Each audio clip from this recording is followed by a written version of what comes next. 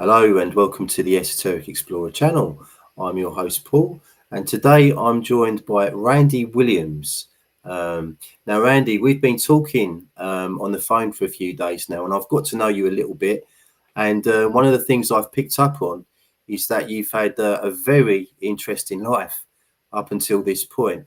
So, well, I think so. So, can you tell us a bit about your background, what you've been up to in recent years? And can you tell me and my viewers how you initially became interested in the Jack the Ripper case? Sure. Well, I am a warden of a prison in Pennsylvania in the United States, which is the equivalent of what you guys call a governor over there. Mhm. So the over in England, I know the wardens are the prison guards, whereas here the warden is the governor, and that's what I am Yep. at a prison. And I'm also a private investigator, licensed in the state of Pennsylvania. Um, and you would think that that's what brought me to the interest in the Ripper case, but it really isn't exactly. It the Ripper case kind of caused me to go into that direction.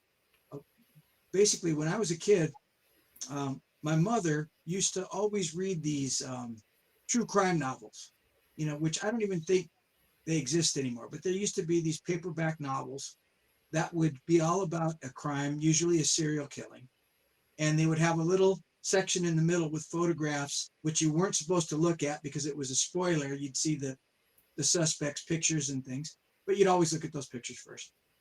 And then these books would sort of detail from A to Z how the crime was committed and how it was resolved and who did it, who solved it. And it was very interesting to me how they would figure these things out, how they would work backwards, sometimes by mistake. They'd stumble on a piece of evidence. Something would happen, someone would talk, but eventually the crime would be solved, other than the Ripper case. Because in the Ripper case, there was no solution. Um, there was a proposed solution in each of the different books, but none of them really satisfied me, even as a young reader, and even into my adulthood. None of them really satisfied me that it was stone cold, case closed, even though many of them are called case closed. Um, they really aren't. They weren't in my book. So later on in life, I ended up becoming, going into the security field and different aspects of security. This goes towards, you know, telling your viewers a little bit about me. And I went into security for celebrities, and I did security for some rock bands and some famous musicians and some film stars, and went into private investigation. And in the course of my work, whether it was in the martial arts, which I'm also very heavily involved in, or for work, traveling with a band or with some other form of security. I ended up in London quite a bit in around 2010, 11. And I thought, you know what? I've always been interested in this case. Let me put my mind to it and see if I can't solve. And I already had my own sort of methodology for solving crimes and for solving murders as an investigator. And I thought, let me see if I can apply this to the Ripper case. And so I have this system. It's not patented. It's my own, um, but it's sort of and it's the equivalent of an abacus to a computer when it comes to crime, because it's very basic, but yet it works really well. And in a nutshell, it's a kind of a filter system, you could say. And there are 27 filters you could call, or sieves, that you would pass information through. And what comes out at the end is the important part. So, for example, filter one in my system is, do they live anywhere near the crime scene or scenes? Mhm. Because that's an important factor in serial killing. So I'll drop everyone's name through that first filter, whether it's a policeman, a witness, a person who was peripherally involved, a neighbor, um, someone who found a body, whoever is involved in this in any way, shape, or form. I drop their name into this first filter. And I feel that living near the crime scene is a very important factor. So I attach a certain amount of weight to that. So we'll say 10 pounds. Mm-hmm. And when I drop everyone through that filter, well, a whole bunch of people are going to weigh 10 pounds, and they all do. So I assign a weight to everyone's name.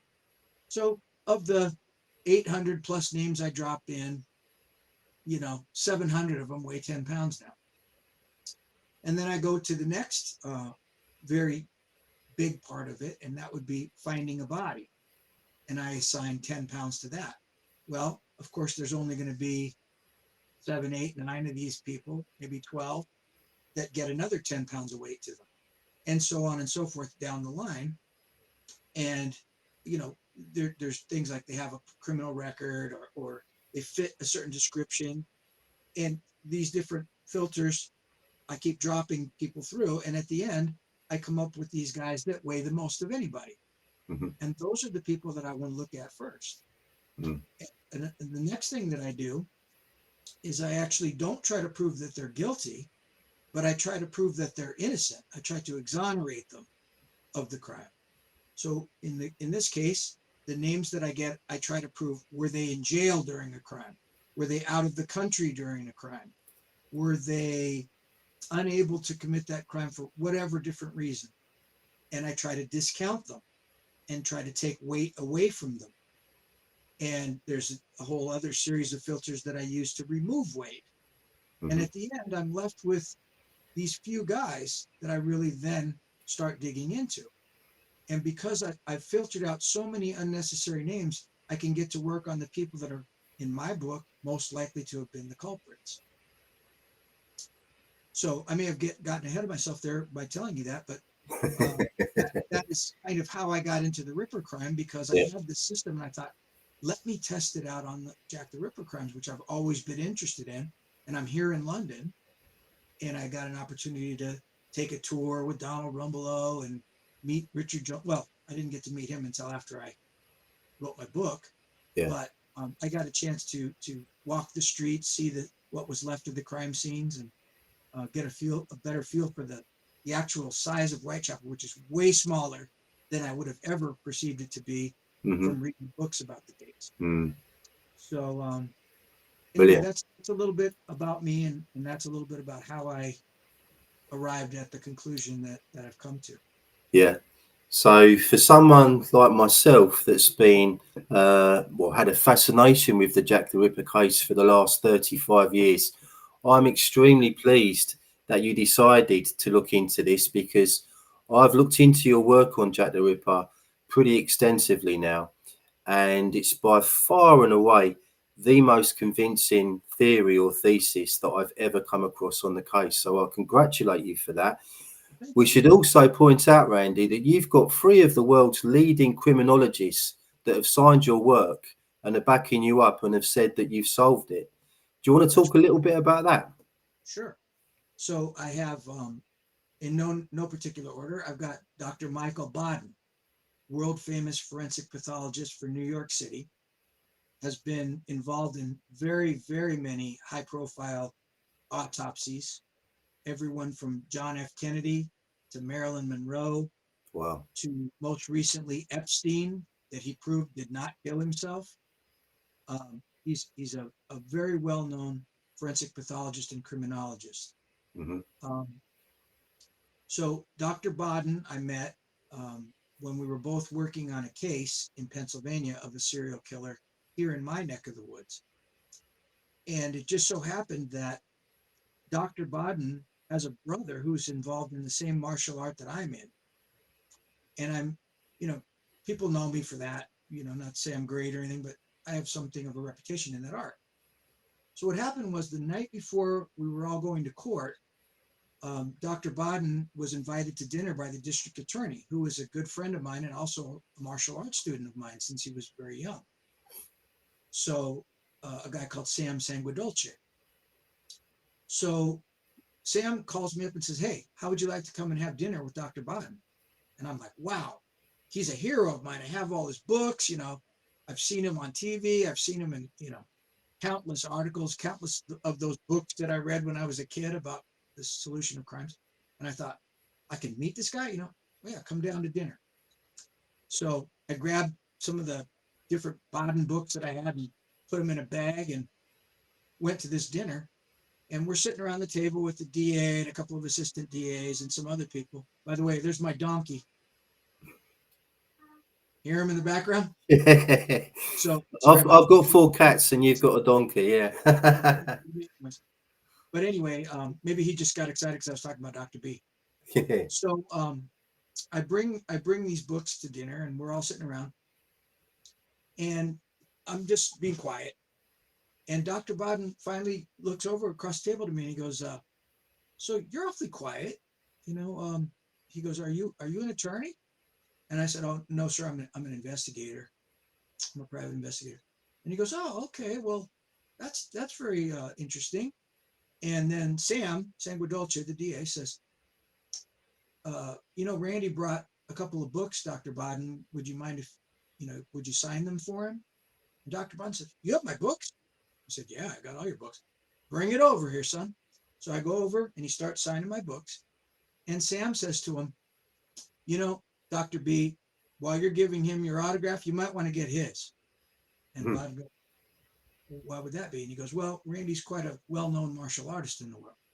And Dr. Baden, very characteristic of him, as you'll see as I talk, he goes, "What style?" And I go, "Well, it's called Wing Chun Kung Fu." And he goes, "Wing Chun Kung Fu? Oh, the one Bruce Lee started with. Yeah, my brother does that. He's been doing it for a long time, maybe 20, 30 years. So Sam goes, "Your brother does Wing Chun?" Baden says, "Yeah." So Sam goes, "You might want to call him because he would never forgive you if he knew you had dinner with Randy and you didn't call him." So he goes, "Yeah, all right." So he gets on the phone. "Hey, Billy," he says, "I'm sitting here with a Wing Chun teacher that you may know." And then on the other hand, you're like Charlie Brown. And then he goes, "Yeah, his name's Randy Williams." And you hear the guy on the phone go, "Randy Williams, wow, put him on." So I start talking to the guy, and I tell him, "Listen, tomorrow I'm going to see your brother again here in court. So I'll bring you a couple things, a couple of my books or something like that, and I'll have him send it to you." So he was like, "Oh, wow, that's great." So that's how Dr. Baden and I kind of clicked a little bit. Yeah. And we got to hang out that night a little bit. And then, of course, the next day in court, we're sitting in the courtroom. I brought him the gifts for his brother. And the judge says, "Oh, Dr. Baden, you're about to testify. You can't be in here. You need to leave the courtroom," which in fact wasn't actually true, but the judge said so. And the DA says, "Let's don't fight the judge." So Baden goes off to the war room they have in the county courthouse, which has sort of a chalkboard with all the facts of the case, drawings, diagrams, witness names, timelines. It's just a war room basically. And so Sam says to me, "Hey, would you mind keeping Dr. Baden busy for a while?" And I was like, "Of course, who wouldn't?" So we go in the war room, and Baden goes, "Wow, this is, pretty boring." He goes, "Hey, you like gross pictures?" I'm like, "Yeah." He goes, "Watch this." And he opens up his laptop and he starts showing me. He goes, "Look at this. Marilyn Monroe's tongue." And he's like, "Here's Kennedy's brain." And he's showing me all these pictures of these really, here's Elvis's whatever. And I'm looking at all these pictures of these autopsy photos that Dr. Baden had collected from all these years. And I said, "Hey, if I die before you, will you do an autopsy on me?" And he's like, "Oh yeah, I like that." I started thinking, "Is this guy kidding or not?" Yeah. So anyway, we're going on and on. He's showing me stuff, and we eventually he runs out of stuff to show me. So I go, so hey, Dr. B, if I told you I solved the Jack the Ripper murders, what would you say? And he goes, "Well, Randy, if the normal guy said it to me, I'd say, yeah, whatever, you're crazy." And he goes, "But from what I've learned about you and what my brother says about you," he goes, "let's hear it. You know, who is Jack the Ripper?" So I told him. And this is the part of the story where I don't know if I should get ahead of myself because this is where I divulge who Jack the Ripper was. But, and so maybe you don't want to hear that right now. Not now. But I divulged to him who Jack the Ripper was. And it turns out that he knew exactly who I was talking about because I said, "Well, it's a very obscure name, Doc. You wouldn't know who I'm talking about." And he goes, "Try me." And I said, well, for one thing, Jack the Ripper wasn't one guy. It was three guys working together being paid by a fourth. And he goes, well, now you've really got my attention because I always felt it was more than one guy. Me too. And I said, wow, well, then we agree. And he goes, so who was the main Ripper then, Randy? And I said the name. And he goes, and I go, you're not going to know it, but, and I said the name. And you know who I mean. Mm-hmm. And he goes, oh, you mean the guy that blah, blah, blah, blah on the night of blah, blah, blah and da, da, da? And I go, well, yeah, actually, yeah. And he goes, yeah, well, you're going to have a hard time convincing me of that, Rand, because he was with the police when the other murder took place. And I go, well, therein lies the rub, Dr. B, because the other two guys were busy doing the other murder while he had brought his nemesis to the premises and had a perfect alibi to not be the Ripper after they had warned him in the Saucy Jackie postcard. And Dr. Baden goes, oh, yeah, the Saucy Jackie postcard, that did say I was going to clip the woman's ear off and do a double event. And I'm like, you don't mind my asking, sir, how is it that you know so much about this case? And he goes, you don't know? And I said, well, no. He says, well, in the 60s, the British government paid me, brought me over to London, and gave me access to every bit of information they had on the case and asked me to solve it. But I was unable to. But that doesn't mean I don't know everything there is to know about the case. I was like, wow. So then he says, all right, let's hear your case. So I presented my case as I'm going to present to you and your viewers today. And he sat there listening and asked pointed questions here, there, and everywhere. And when I finished, he said, son, from what I can tell, everything you've told me is accurate. And those things that I didn't know, you're going to have to substantiate it with me. But if you can prove what you just said, you've cracked it. So he goes, I want your files on my desk tomorrow morning. And I said, yes, sir. Boom. So then we go into court and we attended this Hugo Selinsky trial. After that, he's had to zoom out, catch a flight. I didn't talk to him. So I put together my case, which wasn't a lot of effort because it was already put together. And I FedExed it to him. And probably, I don't think it was 2 weeks even later, I get a phone call. Son, you've cracked it. We've got to get Henry and Cyril involved. Henry and Cyril being Henry C. Lee, the CSI guy from the O.J. Simpson case and the Elizabeth Smart case and multiple other really well-known cases that have been documented on TV on the forensic files and all those 48 hours. And Cyril Wecht, the forensic pathologist for Pittsburgh, Pennsylvania, who was also very well-known and participated in the Kennedy autopsy and so many other really high-profile cases like Vince Foster, the Clinton aide who shot himself in the back of the head 3 times in the park before he could testify against the Clintons, and many other high-profile cases. So Baden says, we got to get them in on it. So he made arrangements for me to go to a clinic that Dr. Lee was holding in Philadelphia a couple weeks after that Dr. Wecht would be attending. And then at that event, I was to present my case to them while we had Baden on the speakerphone. And then we all agreed, this kid has cracked it. Because Baden said, trust me, I can verify what he's telling you. So the other 2 doctors said, well, that's it then. And so what are we going to do? So we decided to do a book. And of course, it ended up morphing into a Sherlock Holmes book because we, all of us, since we were kids, were into the Sherlock Holmes stories and loved Sherlock Holmes. And we thought, well, that would be a great way to introduce it to the public and try to get people's attention to the case because so many books have been written about the case. So the doctors themselves were the ones that thought that was a good idea because they said, we've all written tons of serial killer books and they really don't sell that well. People don't really read them, you know, so we got to do something that's going to get this out there because this is important news, is what they were saying. And then when we decided upon a book, one of the doctors says, well, you know, so-and-so is going to be really mad that we're doing this. And I'm like, I didn't understand what he meant. And the other doctor said, oh yeah, she sure will. And it turns out that someone else had approached all 3 of them to be part of their book. And they said no. They were offered money to do it. And they said no. because This they is a were, very famous author you're talking about, Randy. Sorry to interrupt. we'll just say that they had turned that person down Hmm. and they were offered money and they still didn't do it. Yet in my book, they said they did it free of charge. However, Dr. Lee, thinking about it, sits back and he goes, there is something that I do want. And I thought, oh, it was, a bunch of money I don't have.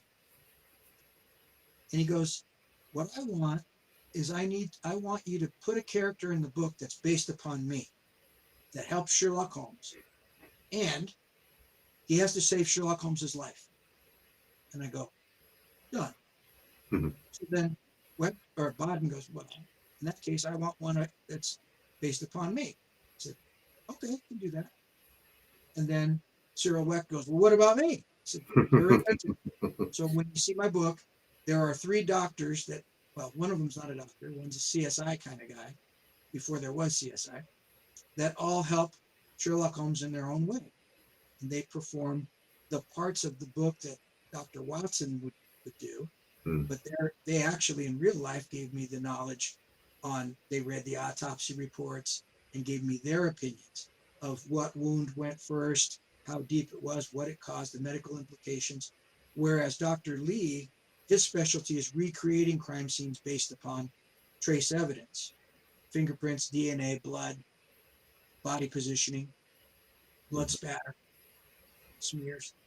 So Dr. Lee, as far as I know, is the first person of his caliber to ever really examine the Ripper case and recreate blow by blow exactly which cut came first, which punch came first, what the effect was on that victim, where she fell, where she crawled, and all those details. So they all helped me in those different respects with the details of the book. So what I would do is I would write a chapter, and maybe the chapter that day was Annie Chapman's death.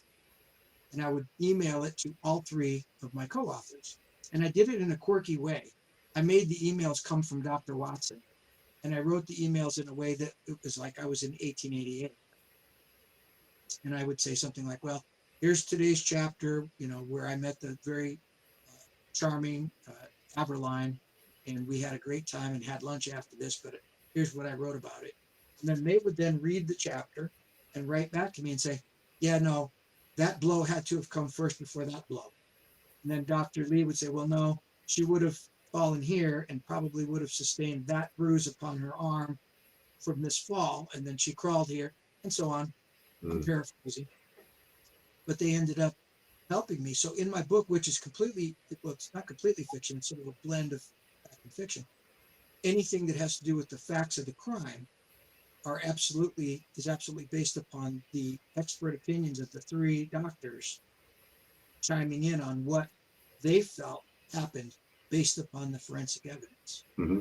So I don't know that anyone of their caliber has ever examined that case, at least not to that extent. Sure. Okay. And I'll be asking you about the book a little bit later in the interview.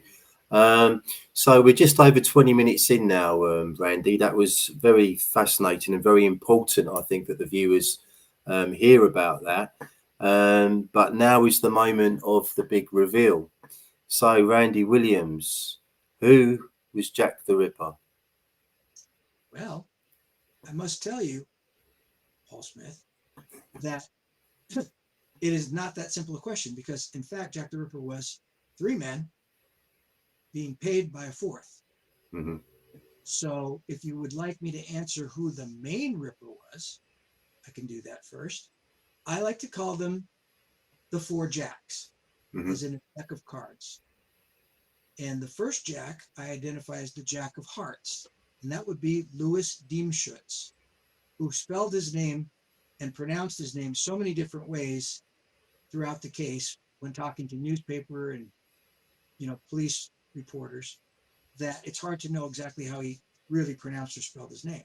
But Louis Diemschutz was a horseshoer and seller of costume jewelry who was also the steward, the equivalent of the president, of the International Working Men's Educational Club in Berner Street, the site of the first of the double event murders, Hmm. September 30th, 1888.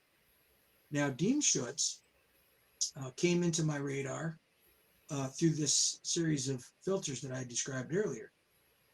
And he fell through along with these other two guys, one whose name was Samuel Friedman, who was also a member of that club.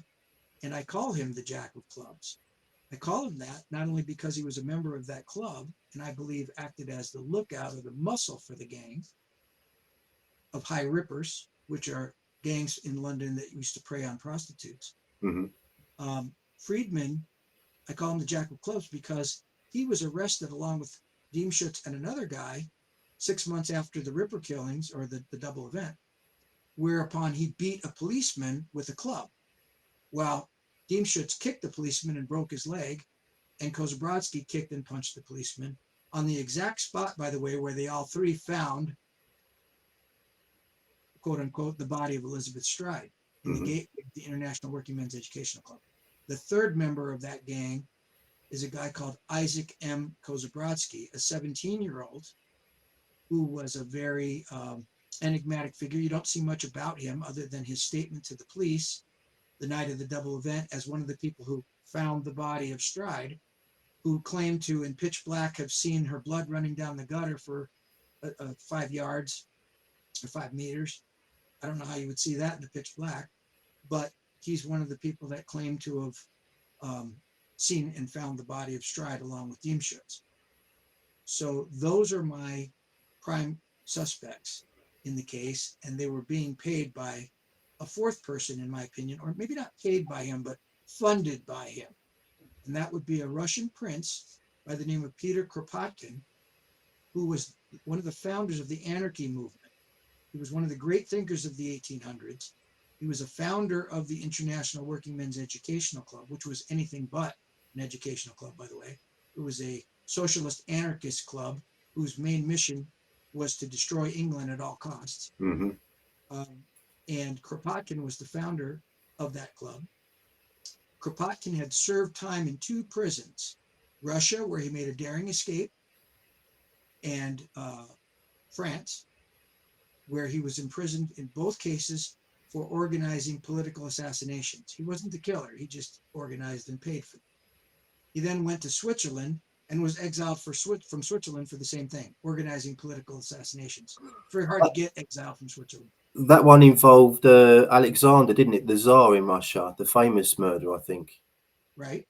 And his best friend, was Sergei Stepniak, the famous Russian playwright who was exiled from Russia for assassinating the head of the Russian secret police with a knife in public. So he had a thing for knife murderers, apparently, at least to be friends with. So those are my rippers, and I consider Kozabrodsky the Jack of Spades, spade being a knife or sword. He was the most brutal of the group that did most of the mutilations, in my opinion, and I can prove it.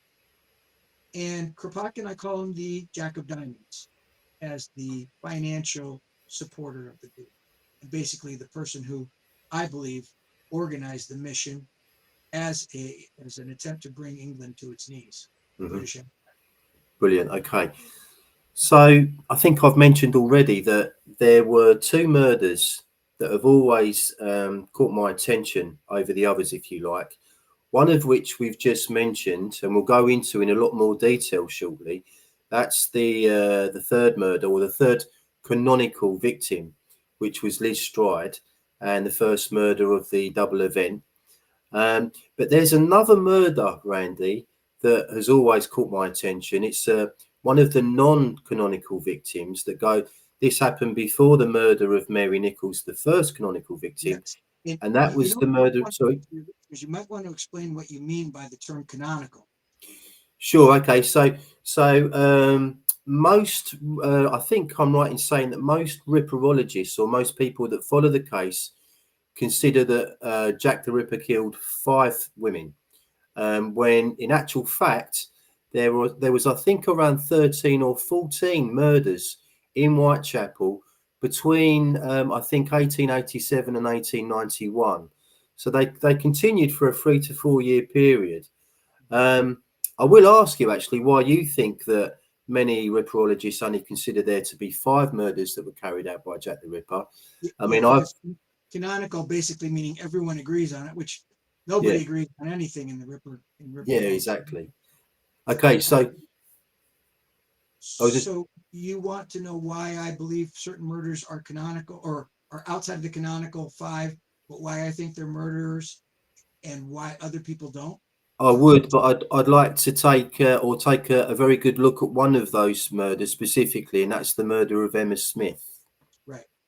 So Emma Smith was a prostitute that was walking in Osborne Street towards, Brick Lane to Wentworth Street, where she walked past the church and noticed some guys following her, three guys.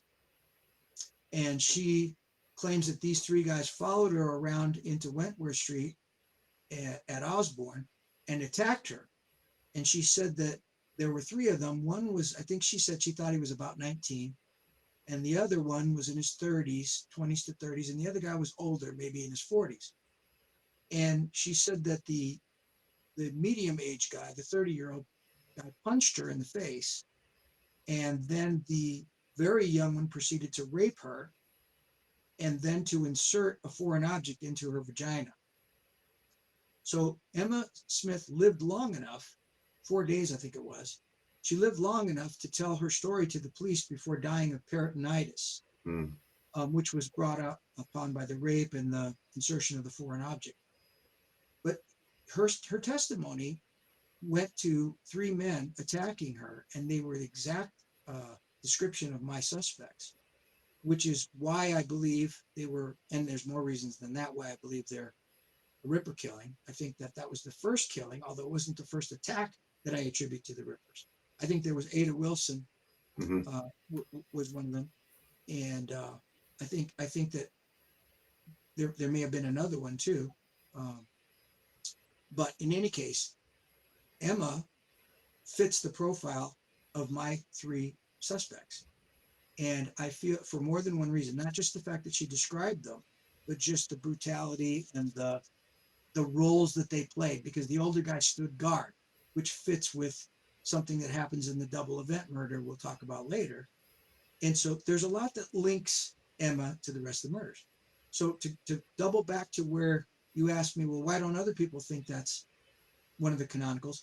Is, to be honest, not to shoot anyone else down, because everyone has their theories and they'll cling to it.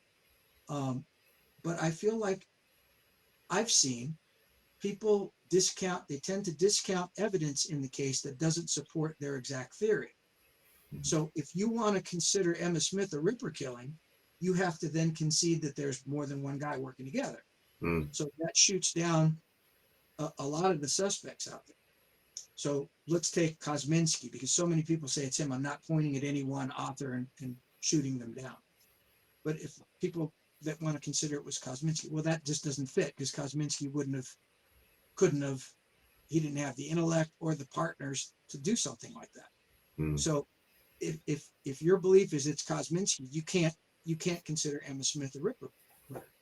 Yep. So the thing with my case is that I take all of the evidence that there's other controversial evidence that people discount, like the grapes in the double event, that people say, well, I don't want to listen to that one, or certain people's descriptions of the Ripper with the costume jewelry. Well, I don't like that because it doesn't fit my theory. But in my case, every bit of information on the case that's come in, it all fits my theory. And Mm. why do I think that? I think it's because I'm right. Of course I think that. But in a nutshell, that is why I think people don't count all of the murders that I count as Ripper killings, because they don't support that theory that they're pushing. Yeah, makes total sense. Okay. Right, so let's move on now to the Lidstride murder, which was the first murder of the double event. Um, can you talk us through the timeline of events with the Lidstride murder, and also the conflicting statements that were made by Deemshitz and by Kozbrodsky, and I think a guy called William West as well, if I remember rightly. Well, So West wasn't ever brought into the inquest, nor was Kozbrodsky, but he was questioned by the police, so we yeah, can talk about that. Well, first of all, the double event is the night that two murders took place, which, for my money, the police were warned about in what's called the Saucy Jackie postcard. which was posted arguably the day before the double event took place from the EC postmark, which is where Deemschutz lived. And so was the From Hell package, by the way. But the double event was a night when two different victims were murdered. Elizabeth Stride was the first, Catherine Eddowes was the second. So I think that what I want to do is not give you the account of the double event that everybody gives you that you'll find anywhere on the internet if you want to research it. I'll give you my version of it. Cool. I think that Deemschutz had this desire to bring what I call his nemesis to the premises, meaning he wanted every cop in London to come to the International Working Men's Educational Club as a form of propaganda, as a form of ridiculing the police. And also, I think, to get every cop in London to rush to the club so that the Mitre Square 0.6 miles away the coast would be clear for the second murder to take place. So I think those were his two motivations for doing the first murder at his club, primarily propaganda, which is near and dear to the anarchist socialist cause.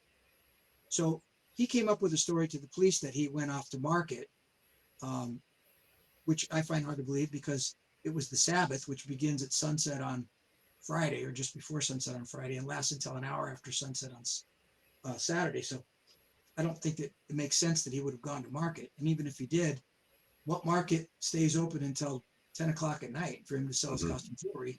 Because he was 11, because he says he was coming home at 1 a.m. Yeah. So did Westow Hill Crystal Palace stay open till 11 at night to sell costume jewelry? And that's giving him 2 hours to get there, get to the club. In any case, I don't think he went there at all. I think what he did was, I think he went out on his horse and buggy with his pony, his costermonger's cart. And I think he patrolled looking for a victim who he may also have known from doing business in Whitechapel, from selling costume jewelry, from having given out food at the club to needy people. However he knew that prostitute, from living close to her. But I think that he went out on patrol, saw Liz Stride stood on the corner up there on Commercial Road, which intersects Burner Street where he lived. And I think he thought, oh my God, I lucked out. I was expecting to take a whole lot longer to find a victim. And that is why I think he clung to this 1 o'clock, because I think it was almost like a military mission where they said, 1 o'clock, we're going to start this operation.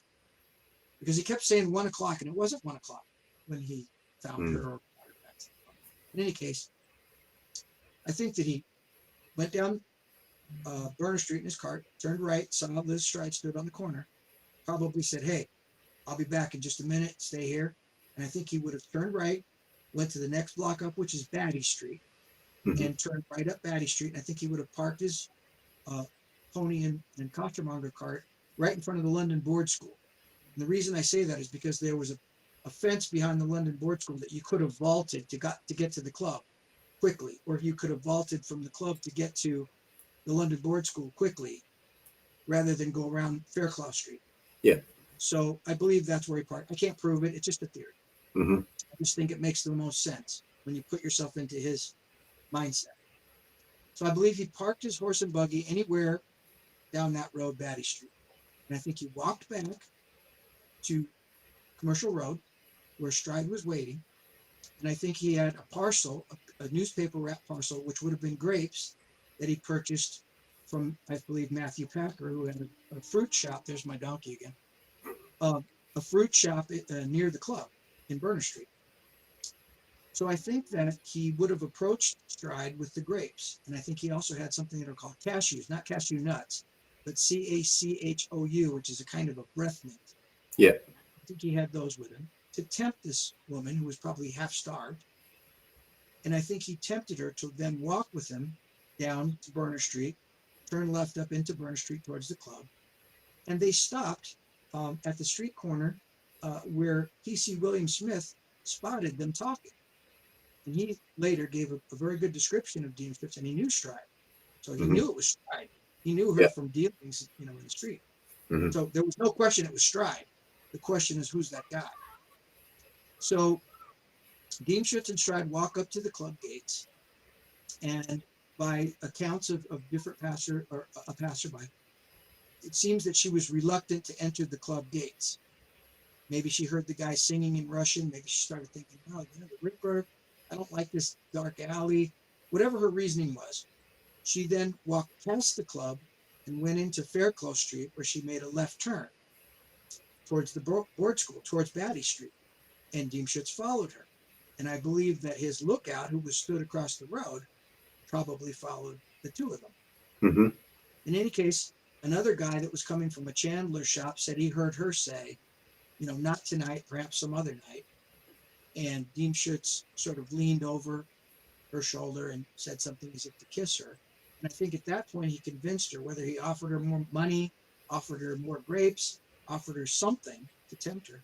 She sort of changed her mind and began to follow him back to the clubhouse, where upon she reached the front of the clubhouse gate and again started saying, I don't think I want to go in there. And this is when Israel Schwartz, a Hungarian Jewish guy, who was a tailor, who I think would have known Samuel Friedman because they were both tailors and they had the same union, I think. But in any case, he walks up and he sees this guy throw her down into the street 3 times and drag her into the gateway. So Schwartz says, well, I should help. So he goes towards the two, and the guy who's dragging this woman into the gateway shouts across the road to another guy, says, Lipsky. So the guy, he turns around and sees there's a guy stood in the archway of the King Lud pub directly across the road from the club. Mm-hmm. This guy, smoking a clay pipe, proceeds to then aggressively approach Schwartz, and he goes, oh, I'm getting out of here. And he starts booking it down to Fairclough and tries to head home to Backchurch Street where he lives. And this guy, clay pipe guy, follows him and chases him all the way as far as the Pinchin Street Railway Arch, which is going to come into play later on. Yeah. In another murder. So Schwartz's story to the police is, I lost him at the Pinchin Street Railway Arch, which is not what I think happened. I think he was warned off and told, all right, you've already made a big commotion. People are going to ask you what your story is, but it better not be Samuel Friedman. So in any case, he left and came back to the club, or went straight to Mitre Square to commit the second murder. Diemschutz, because we didn't have cell phones back in those days, or walkie-talkies, Diemschutz would have no way of knowing whether Friedman was successful or not in subduing Schwartz, nor would he know if the police had been alerted by Schwartz. So he had to cut short the murder, which would have been a horrible mutilation of Stride in the gateway by him and Kozbratsky. But because of that factor, he was interrupted, which is why I find it so amusing that so many theorists think that the Ripper was interrupted, and that's why he didn't mutilate Stride. But they think he was interrupted by Diemschutz, but actually he was interrupted by Schwartz. So I think that then what happened was Diemschutz said, all right, Kozbratsky, clean up, go in the house, get back in the clubhouse, wash up, wait in the kitchen with my wife, and maybe with Samuel. But I think Samuel headed straight up to Mitre Square to look for a second victim.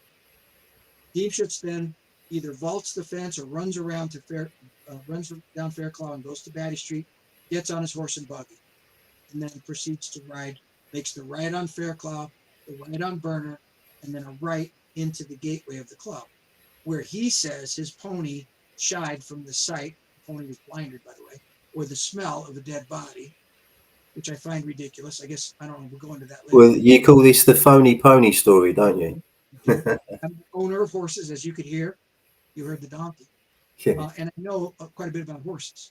And I can tell you that a horse that went to market every day in the sights and smells of Whitechapel of 1888 would hardly be startled by the smell of a recently dead female laying in the gutter, because in a 12-foot gateway, she wasn't blocking the road, she was off against the wall.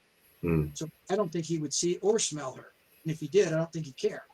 But if he did, you can't have it both ways, Diemschutz. Either he was scared, in which case you can't jump off and go in the house and raise the alarm. He would bolt if he was scared. Yeah. If he wasn't scared, then he wouldn't stop. So neither way does it make sense to me. No. But I think that Diemschutz then pretended to have been, alerted by his horse, that this dead body was there. So then he says, well, I thought it might be my wife. So I went inside the club to see if she was okay and raised the alarm. Like, really? You didn't jump down and check on her right away? But this is what he says. And then he raises the alarm. And there were some guys upstairs singing and partying in the clubhouse. But in the kitchen was his wife, Sarah Anna, and Isaac Kozabrodsky, and I believe Samuel Friedman. He neglected to mention Friedman to the police, but he did mention it in his own newspaper, where he did an article later on about the Mm-hmm. killings, his part in the finding. Mm. But what happens is, it doesn't make a whole bunch of sense, because he says he raised the alarm, and then everybody goes out there. And it depends on which version you take, because sometimes he says, I lifted up the body while Kozabrodsky lit a match, and we saw that she was bleeding and had her throat cut. Another version says, Kozabrodsky lifted her and I lit the match. And then there's another one where some other guy lit the match. But whichever version you want to listen to. And later he says, I didn't see her hands. I did see her hands. She had grapes in one hand, candies in the other. And that's a whole other thing that I'll tell you about later when the police get there. Mm-hmm. But he says, all right, this is obviously a murder. We need the police. So he goes, Kozabrodsky, Friedman, go up to Commercial Road, where there's lights and there's very likely going to be policemen. And then he goes, Joseph Love, Geidelman, Morris Eagle, go run down towards Backchurch Lane, where it's pitch black. There's nobody. It's the middle of the night. Why in the world would you send your best guys or most of your guys running down that road?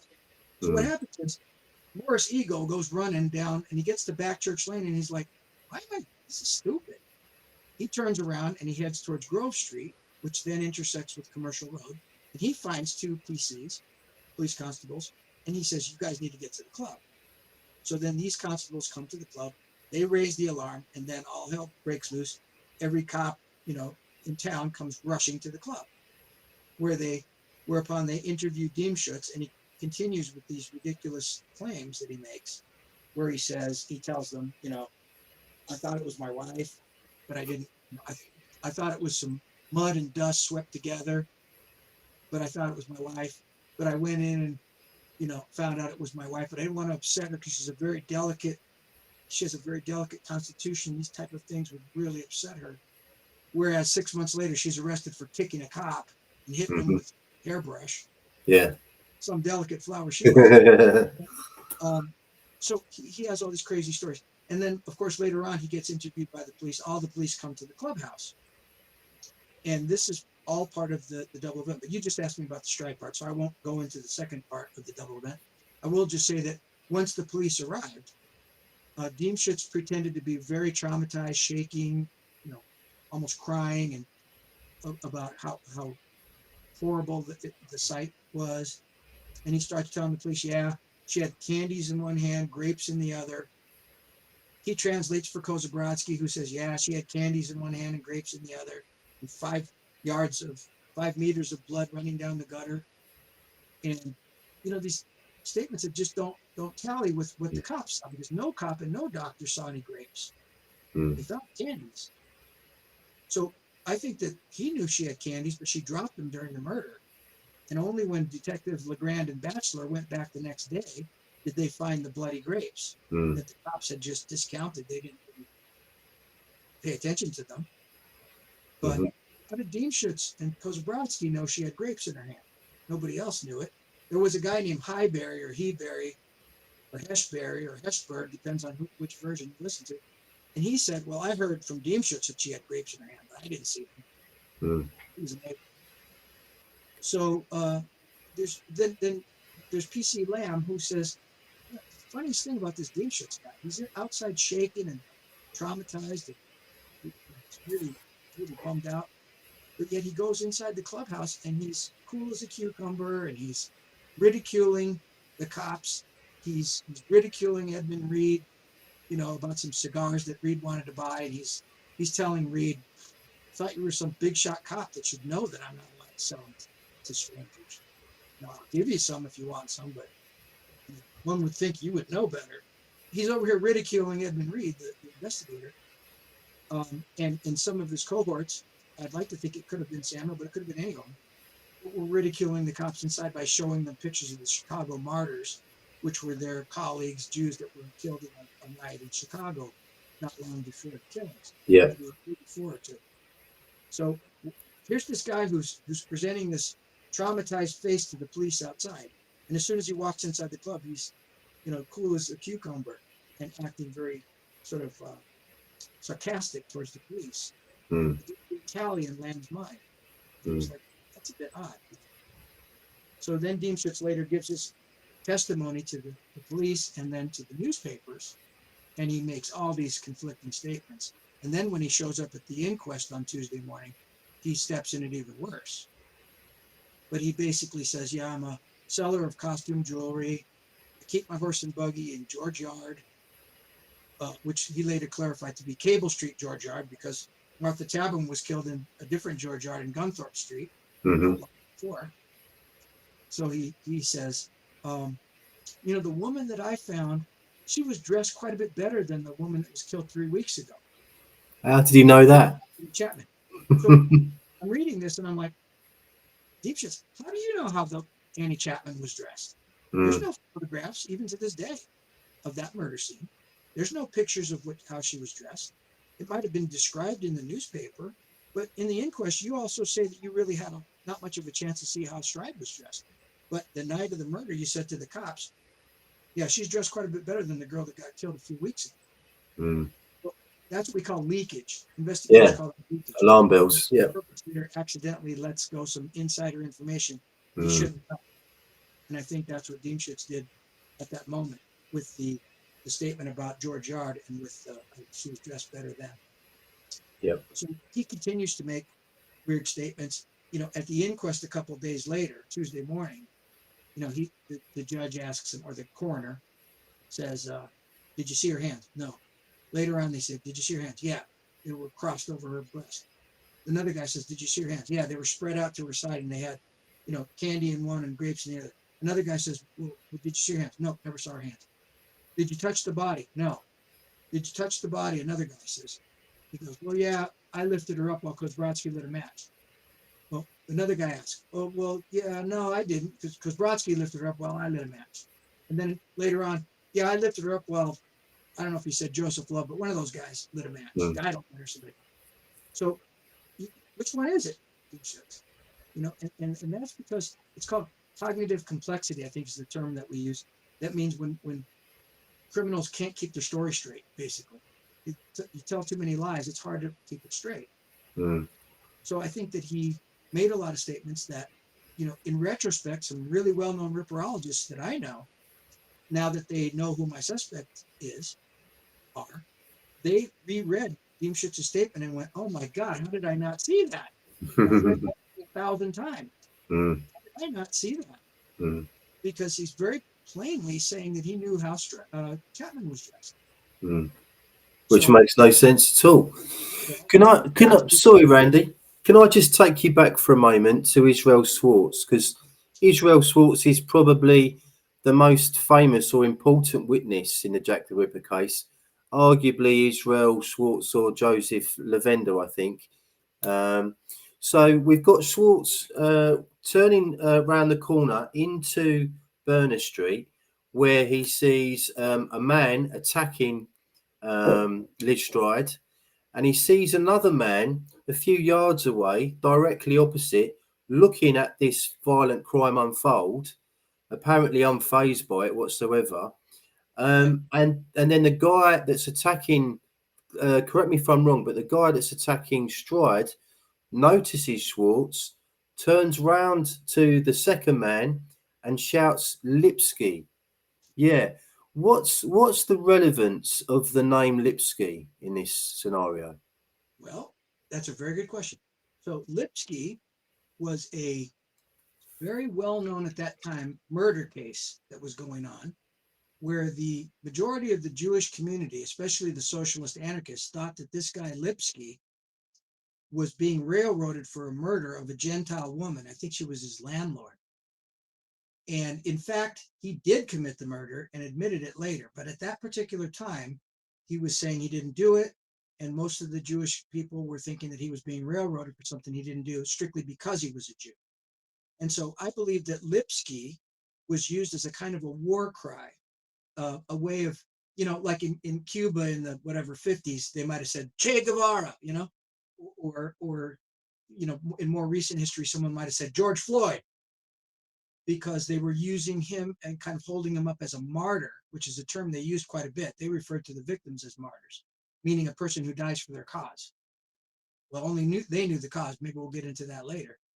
But I think that Lipsky is an important part of the case, not only because that was chosen, so that would discount a lot of other suspects that would have no idea who Lipsky was or care, or have an accomplice for that matter, but also because there was another murder that took place some months later in that Pinchin Street Railway Arch I mentioned.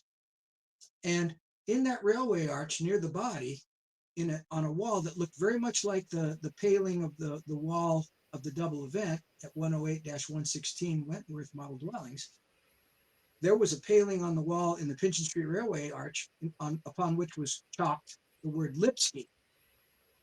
So I think that was, my own opinion is, that was a veiled threat to Israel Schwartz, because he's the one that mentioned the word Lipsky was used as a code word.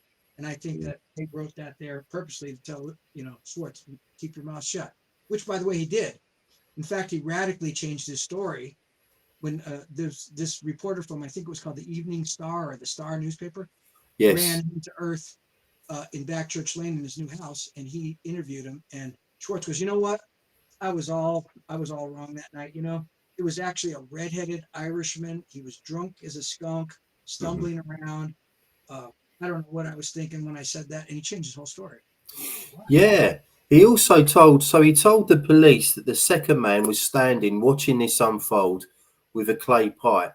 But he told the Star newspaper that the second man was holding a knife. I don't know So, if he mentioned a knife, did he? well, that's what, funnily enough, while I was researching for this video, that's what I read on Facebook. So, yeah, I can look into that again. But he changed his story an awful lot. I don't know that he mentioned a knife, but if he did, that even makes it stronger. Mm. I think, and the reason why the knife, that would make it stronger, but it's a girl, it's Stride being attacked in the gateway where she was found dead. That's strong enough for me. But I also think that Kozbrodsky was hid back there in the dark where Schwartz wouldn't have seen him. Yeah, that makes total sense. Okay, let's move on now, Randy. Let's move on to the second murder of the double event, Catherine Eddowes. So can you explain to us, you've already kind of mentioned this briefly, but we have Louis Diemschitz at the Berners Street Club talking with the police. And while that's going on, the other two main suspects, Kozbrodsky and Freeman, are on their way to Mitre Square. Yeah, I think that what happened was, I believe that Friedman went straight from Pinchin Street right to Mitre Square to start looking for a victim, because Lewend, who you mentioned earlier, Levend, however it's pronounced, did describe the clay pipe guy pretty well as talking to Stride across the street in front of the synagogue that was run by Chief Rabbi Adler, who was an enemy of Diemschitz and the club. But they were like I don't know if warring is the right word, but they were opposing factions in the Jewish community. Adler was a proponent of peace. Diemschitz was a proponent of war and anarchy. Yeah, they were complete opposites. So Lewin saw, and a guy called Joseph Levy, the two of them saw somebody that they refused to identify. The cops were sure they knew who it was, but they wouldn't say. They were scared of him. Saw this guy that to me sounds like Friedman talking to the victim. I think that Kozbrodsky went running ostensibly for the police when Diemschitz sent him running after the discovery of the body. And I think he ran, instead of looking for police, he ran straight to Mitre Square to meet Friedman to commit the second murder, which would give Diemschitz the perfect alibi. Because the cops had been warned of a double event where a woman's ear would be clipped off, if Diemschitz could be with the police when the second murder took place, he would absolutely be innocent of that second murder, and therefore, in the eyes of the police, innocent of the first murder, which is why I don't think they ever looked at it. So Diemschitz and Friedman and Kozbrodsky head to Mitre Square, which is 0.6 miles away. And it's a very short walk I did it myself. I did this whole double event. I reenacted it with a well-known ripperologist, Richard Jones, Ripper Jones, Richard Jones. And we are a couple of old guys, and we walked it, and we stopped for buses and everything. We recreated the double event. It was well within the timeline that he wasn't sure I could do, but I proved it to him. And so the two of them ran to Mitre Square, and they found Catherine Eddowes, who had just stumbled into Mitre Square wearing her Michaelmas dress. And I believe that they subdued her. I think that Kozbrodsky might have approached her, or Friedman, and the other one, I think it would have been Friedman from behind, probably put her in what I call a half Nelson, underneath the arm, over the back of the neck, other hand covered her mouth so she couldn't scream. And then Kozbrodsky would have grabbed her legs, and they would have carried her into the Mitre Square to the eventual murder site in the dark, where P.C. Watkins had already done his patrol and wasn't going to be back for 15 minutes. I think that then they dragged her into that yard and murdered her. And I think that they were able to cut her throat to silence her and then lower her to the ground, at which point I believe that Friedman would have lit a candle and allowed Kozbrodsky to perform the mutilations with light so that he could see what he was doing. And I also think that this is the part where people say, well, he must have been a surgeon to be able to remove those organs. And I can absolutely refute that, because I live here in Pennsylvania, where there's lots of hunting that goes on. And a friend of mine helped me, he and his wife helped me kind of recreate the murder, where we had to subdue her and keep her quiet. And we were able to do it. And I think that while Kozbrodsky was doing the mutilation, Friedman was keeping it lit up. And I think that anybody from the old country, be it Poland, where Kozbrodsky and Friedman were from, or Diemschutz from Russia, I think those guys were hunters that used to hunt for their family food. And I think that any hunter worth his salt could remove organs with very little bloodletting and very little damage to the organs. And I can tell you that because I've got friends here that are hunters that right before my very eyes have taken a deer, cut it open, removed all of the organs without damaging the organs and with very little bloodshed in under 2 minutes. So I think that that's how that happened. Yeah, I think you could be right there. I mean, there's always been this idea, and in fact, some of the coroners involved in some of the murders have stated in the inquest that they believe that the suspects or perpetrators must have had some sort of anatomical knowledge. But how you explain that, I think, is perfect. It makes complete sense. Well, that's what I think. Mm. And at that point, Kozbrodsky would have handed over the bloody knife, or maybe the two of them went to work on the body. But we do know that a bloody knife wrapped in a cloth was found at a street corner by P.C. Drage, or was given to P.C. Drage. And that street corner where the knife was found was on the most direct route back to Samuel Friedman's house in Weaver Street, running from Mitre Square. So I think Friedman took that knife, wrapped it up in a cloth, ran down the road, and dropped it far enough away from Mitre Square in a direction that didn't point to the club, and then ran home to Weaver Street, which is why he was never questioned by the police later on when they gathered all the club members together, which is why I believe Diemschutz never mentioned him being in on the finding of the body, because then they would have had to have accounted for him later on, and he wasn't there. Why wasn't he? We only find out that he was there from Diemschutz's own writing in his own club newspaper, which the police never read. It was in Hebrew and Yiddish. But I think that Kozbrodsky then was given the task of taking the ear that was supposed to be clipped off, which in fact an ear was clipped off, but he lost it in the folds of her clothing. It only fell out at autopsy. But he was under orders to run to the home of Israel Sunshine in Wentworth Model Dwellings to put police suspicion on Sunshine. I think he was supposed to drop the ear and then write this message that was given to him by Diemschutz, which I believe was an anagram. And I think that he couldn't find the ear. So what do? We cut the apron in half. We leave behind one half of the apron that's very easily identified as matching the piece that's going to be found at Sunshine's doorstep. And then we write the message, the Jews are the men that will not be blamed for nothing, or the Jews are not the men that will be blamed for nothing. Depends on whose version you want to believe. Nobody took a picture of it because it was sponged off the wall before anyone could take a photo of it, which was a big mistake in my book. Mm.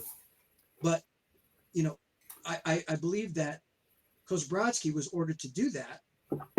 And I think he probably had a change of clothes with him.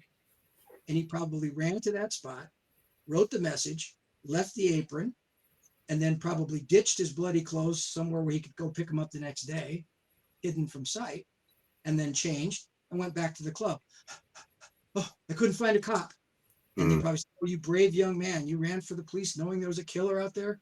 You deserve a gold medal. You know, he came back into the club and was questioned by the police, where he gave this story that Diemschutz translated for him, where because he couldn't speak English. Yeah. Well, I saw blood running down the gutter, and I saw grapes in her hand and candy in the other. So I think that he probably ran back to the club and was either allowed in, or he was athletic enough to climb in through an open window and enter the club that way. You know, that's the way I recreated it in my book for the sake of fiction. I have him running back, scaling the wall, and running and jumping into an open window at the club, where he's then met by Diemschutz's wife, who gives him, the what's over for blood and sends him downstairs. But that's just my fictional version. I think he could have just run back to the club and said, oh, I couldn't find a cop, you guys. I tried. And he was let back in because he did subsequently give testimony. Okay, so you mentioned a guy called Israel Sunshine a few minutes ago. So this was a guy that was living, is it number 11 Galston Street, I think? I might be getting that wrong. 116 was the Wentworth model dwellings. His apartment may have been 11. Yeah, okay. I should know because I was there the other day. So what is the relevance with Israel Sunshine here? Did they had some sort of axe to grind, didn't they, with Israel Sunshine? So Israel Sunshine was a member of Chief Rabbi Adler's synagogue, and he was of the peaceful group that promoted working with the Gentiles to help the Jews. And they did not see eye to eye. And in fact, 6 months after the double event in March of 1889, Diemschutz, Kozbrodsky, and Friedman were all arrested, and Diemschutz's wife. She wasn't arrested, but she was part of it. They led a socialist riot where they went to the synagogue, Adler Synagogue, in front of Mitre Square, and were raising a ruckus, and Adler called the police. And while that happened, Israel Sunshine came out, and they beat him to a bloody pulp, along with a guy called Emmanuel Snapper. They beat up Snapper and Sunshine. And then they went back to their club, and they proceeded to beat up a boy, a number of adults, including women. And when the police finally showed up, they dragged PC Frost, Joseph Frost, to the exact spot in the gateway where Stride had been killed, and they beat him to a bloody pulp with sticks. They kicked him and punched him, and they were subsequently arrested for that crime. But it was only, 8-9 years ago that I discovered the connection between Sunshine and the Wentworth model dwellings, where this message was left, which I believe was supposed to be over the top of the severed ear that was going to incriminate Sunshine. Yeah, brilliant. Okay. Okay, so should we go into the Galston Street graffito now that we've just mentioned? So, according to your own research, Randy, who wrote it? Why was it written? What was written? And what did it mean? Well, the Galston Street graffito was written at the outside on the paling of the wall, outside of number 108-119 Wentworth model dwellings, which was an apartment complex, is what we would call it in America. Maybe you guys call it a mansion or an estate, not sure. But I think that they wrote that message there, and I believe that it was an anagram. Now, if you've read my book or you've seen the anagrams, I've created sort of 100 different anagrams from that message, meaning rearranging the letters to say something else. And every message that I came up with is this horrific message. If you just give me a second here, I can pull up some examples. Let me just open this file, and I can pull up some examples for you of how horrible the anagrams that come from that message. Now, remember, different policemen, because it was sponged off the wall, nobody knows exactly what it said, because some policemen said, it said, the Jews are not the men that will be blamed for nothing. Another cop said the Jews are the men that will not. Another guy said they're not the men that will be. But the important part to me is the fact that it says Jews, men, and in the IWMEC club newspaper, they say it's our opinion that it was a group of men with an ulterior motive that did these killings. So they opine, Diemschutz opines that it's a group that does it. But I think that he was a lover of word games, and I think there's a couple of other word games that play a part in this case. And I think that Diemschutz was a lover of word games. So here are some of the 100+ anagrams that I have. And I'm using the Jews are not the men that will be blamed for nothing. It doesn't matter how you transpose the not, doesn't matter. Hell-bent whoremonger, swift, moth-eaten, jubilant death. White-hot, wrathful bloodbath, eminent gentleman jeers. Jubilant death blow, whoremaster of the Enlightenment. White-hot gems on jubilant defter, hell-bent woman hater. Daftest, jubilant, hell-bent, white-hot, mean whoremonger. Hallelujah, better now entombed in white-hot fragments. Women hate him, fattest, iron-jawed, nobler, hell-bent thug. Jumbo harlots white-hot, hell-bent enragement if wanted. Jestful hothead, embittering woman hater, now hell-bent. And 100 more. So, that was me just messing around with anagramming the words. But ultimately, if you just believe that the cops didn't exactly remember how it was written right, and if I were to add just a couple of letters, an extra I and an extra A in there, where you might not have noticed them, you will see that it would say, that bent whore be the Phil, not the Jew men, LD, Isaac, nor Samuel. Okay. In order to anagram that, I just have to add a C. I think it's a C and an I. So I put a C into nothing, like nothing. Yeah. And I put an extra I into will. By doing that, I could come up with that anagram. Fascinating. Okay. So sorry, I don't want to deviate too much at the moment, but I think I should point out that there were at least, and this is new information to me, by the way, that you brought to me, but there were 2 other incidences or murders where graffiti or graffito was found on walls very close to the murder site. So can you tell us about that very briefly, please? Yeah. The one we already mentioned was over the Pinchin Street body. But there was another that we don't know for sure. It's just rumored to have been the case. There was a policeman, an unnamed policeman, who supposedly said to a newspaper reporter after the Annie Chapman murder, and he's not identified.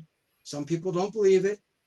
It's true, but it's a report in the newspaper from those days that there was a graffito that said 15 more, and I give myself up. That was supposedly written on the wall near Chapman's body, sort of near where they found the leather apron. So whether you want to believe that's real or not, it is a factoid of the case. Who knows? But as we go into this a little bit more, we'll have more kind of evidence that Diemschutz was very interested in things like word games, anagrams, and may have possibly have read some of the first Sherlock Holmes novels that were around at that time. And we'll go into that because that's very relevant as well. Just one more point on the Catherine Eddowes murder before we move on, Randy. Can you tell us about the markings on Catherine Eddowes' face and why you think that they reveal the initials of one of the murderers?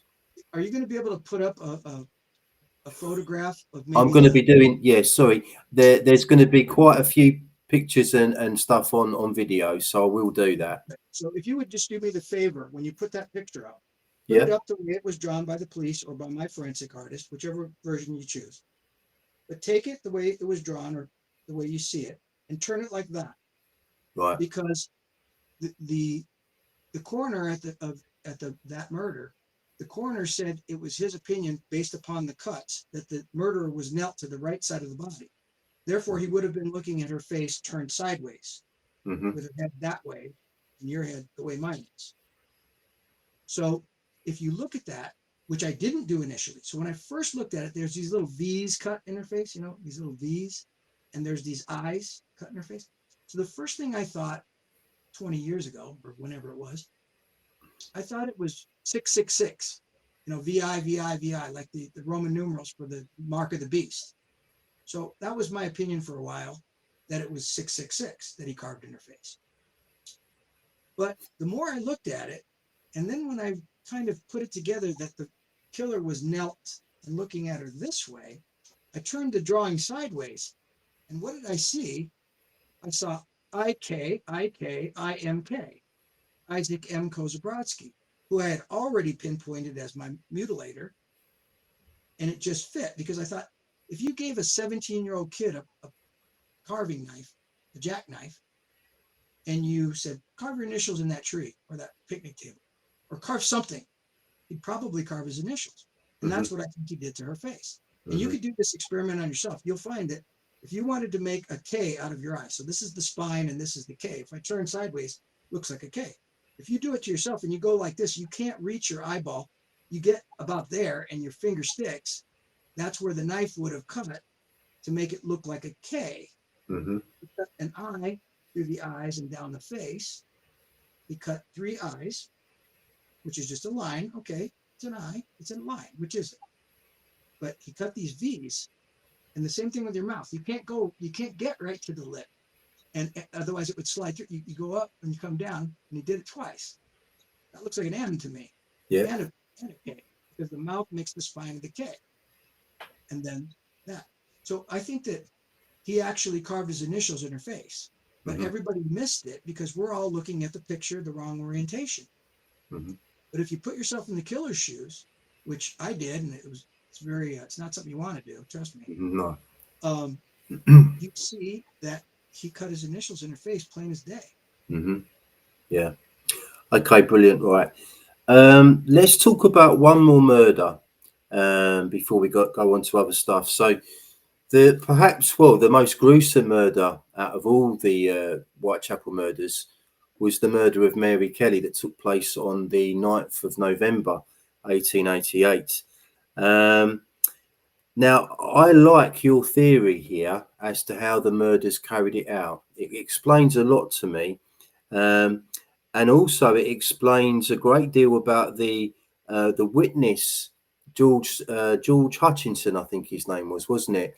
And who he saw with Mary Kelly in the jewelry, right? Sorry? That's the guy who's the costume jewelry statement. Yes, yeah, that's right. Astrakhan man, wasn't it?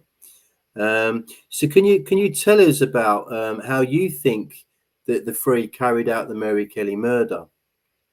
Well, first of all, I think she was chosen.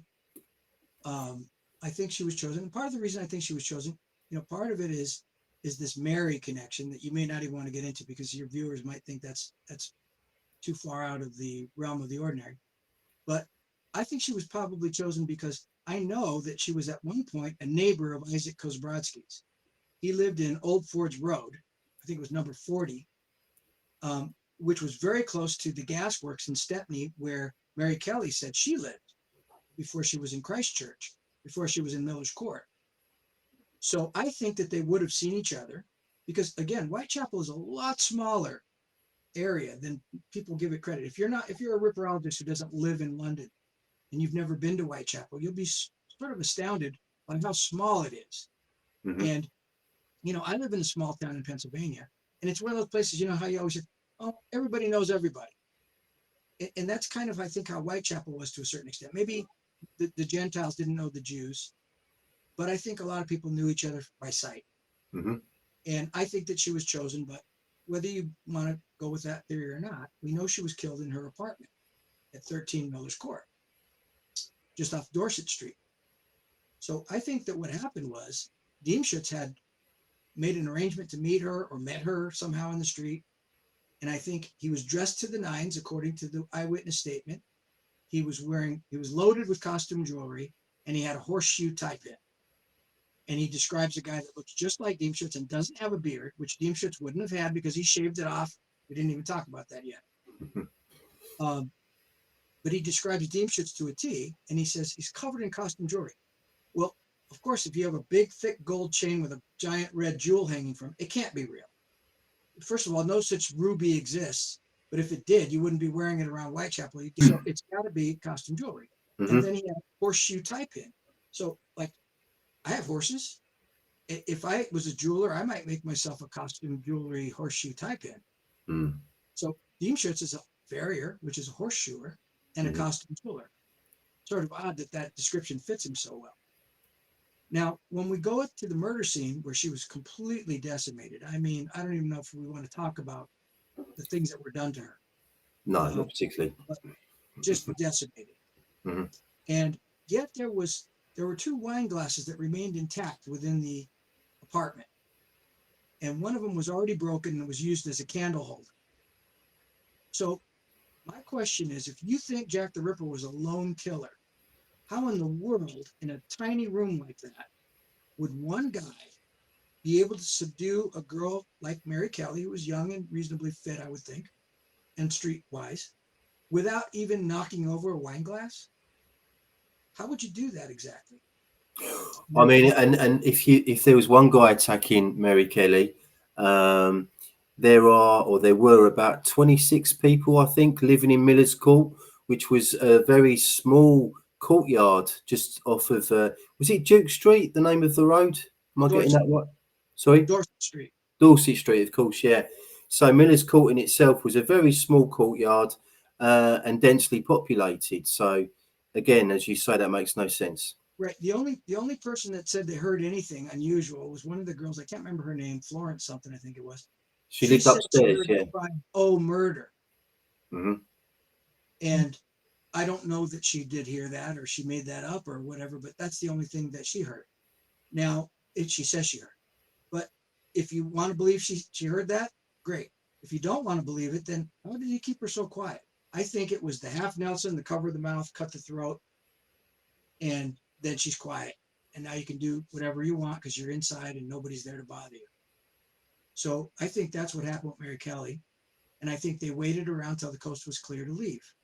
And I think they even probably cleaned up and burned the clothing in her fireplace because they found the fire had been so hot that it melted the tea kettle, and there was a load of her clothes in the fireplace burned That's up. that's very strange, isn't it? About the kettle melting. I mean, do we know what the kettle was made out of? I don't, but No. Aberline noted that it had to have been a very intense fire Mm. to have melted the kettle. What do you need a fire for? Cooking, maybe? Mm. I don't want to go there. But for light, maybe, but how much light do you need? There was a candle there. Mm. And if you did need light from a fire, did you need to burn all that many pieces of clothing? Mm. So I think it was odd because it would have made that room unbearably hot. Mm-hmm. So I think that's what happened with Mary Kelly. I think my own opinion was that Kozabrodsky was already in the house, in the room, because her window was broken from a few weeks before where somebody else broke it to get in there, and it was never repaired. So I think he probably just reached his hand in there and opened it and went in and was waiting because he knew where she lived. And then Diemschutz would have entered the room with Mary, and then the two of them probably ambushed her and committed the murder. That's what I think. Yeah. But the evidence that I have that it was Diemschutz is the description of the Ripper, which suits me perfectly because it's a costume jewelry guy with a horseshoe tie pin. Yeah. And he looks like Diemschutz, and he doesn't have a beard. Yeah. Diemschutz didn't have it of him. But it would seem to me that out of the 3 men, and the way you've kind of explained how they went about things, because Brodsky, the 19-year-old, he was the guy that was the main Ripper, and clearly, I mean, they were all extremely disturbed, but this guy was something else. So it would make sense to me, given the awful condition of Mary Kelly's body after the murder, that Brodsky would have been involved somehow, definitely. Well, and if you give any credence at all to the McCarthy letter that was written to Joseph McCarthy's wife, the owner of the wretched den where Mary Kelly did business, it clearly depicts a guy standing guard against the wall, another guy kind of directing traffic with a knife in his hand, wearing the same cap that Diemschutz was depicted in the newspaper wearing, and a third guy, stabbing the girl and carving V's in her face. Mm. And those figures that are drawn in that letter are made up entirely of the letters of the little guy stabbing is made up of the letters Isaac M. Kozabrodsky. The guy in the middle directing traffic that's bigger than everybody else is made up of the letters Louis Diemschutz. And the guy stood against the wall is made up of the letters that make up Samuel Friedman. So I believe that was another one of those word games, but it depicts Kozabrodsky as the guy doing the brutal Mm-hmm. part of it. Yeah, okay. At some point during this video, I'm going to show that video that you've put onto YouTube. I'm going to insert it into this one so that people can see it for themselves, because that in itself is pretty decent evidence, I think.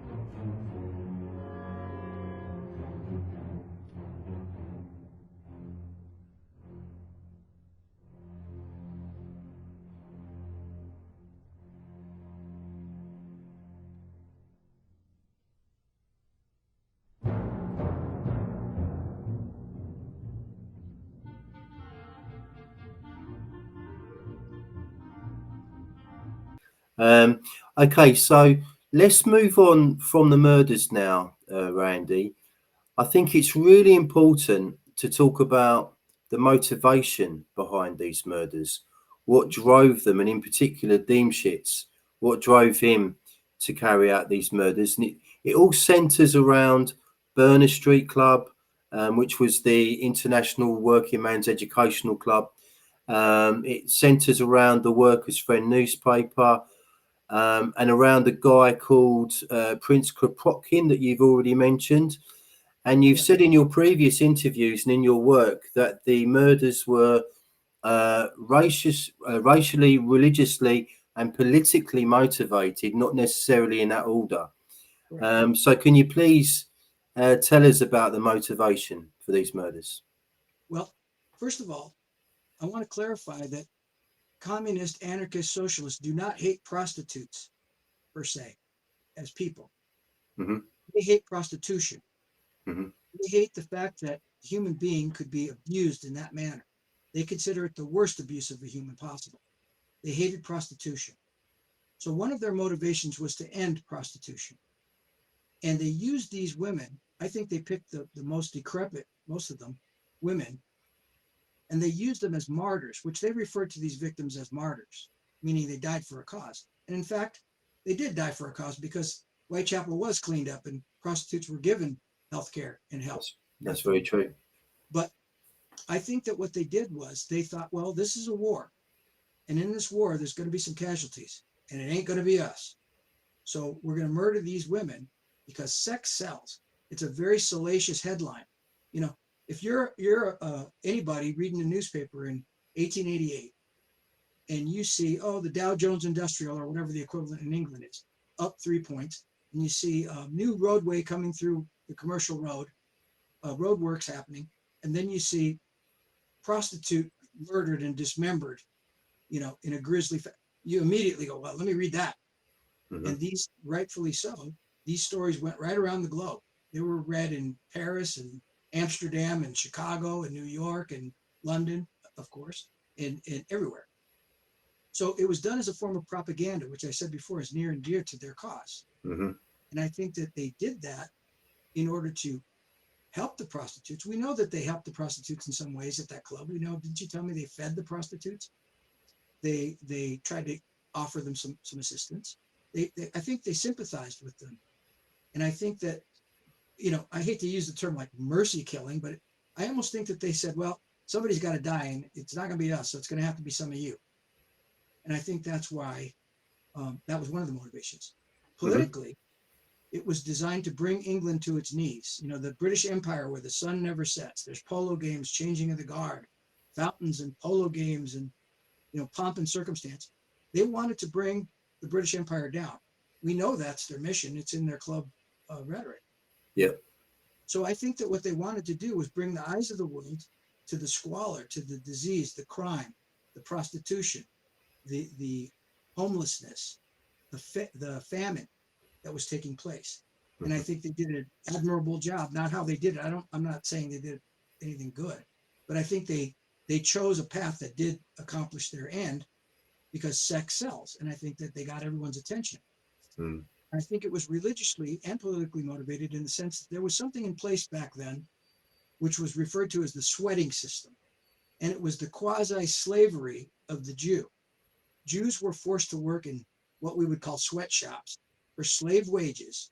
They weren't welcomed in anywhere else in the community but Whitechapel. They were forced to live in squalor, and they were forced to work for next to nothing.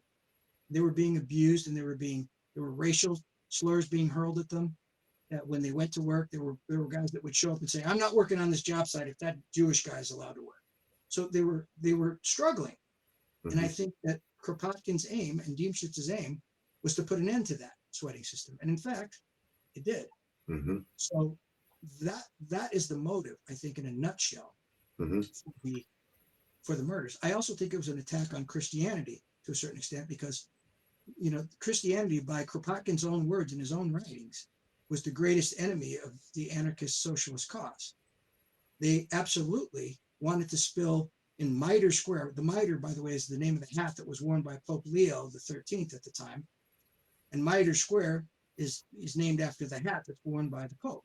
I think they wanted to spill the tainted blood of a prostitute on the head of the Catholic Church, Pope Leo XIII.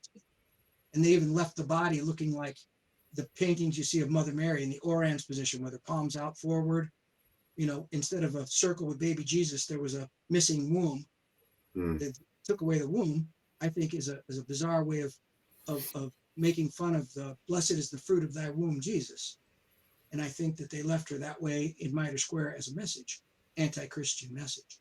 So there were underlying motives, but I think the primary motives were, as I said, racial, political, and religious motives. Okay, what about the? I think it's called the Theotokos Christian festivals.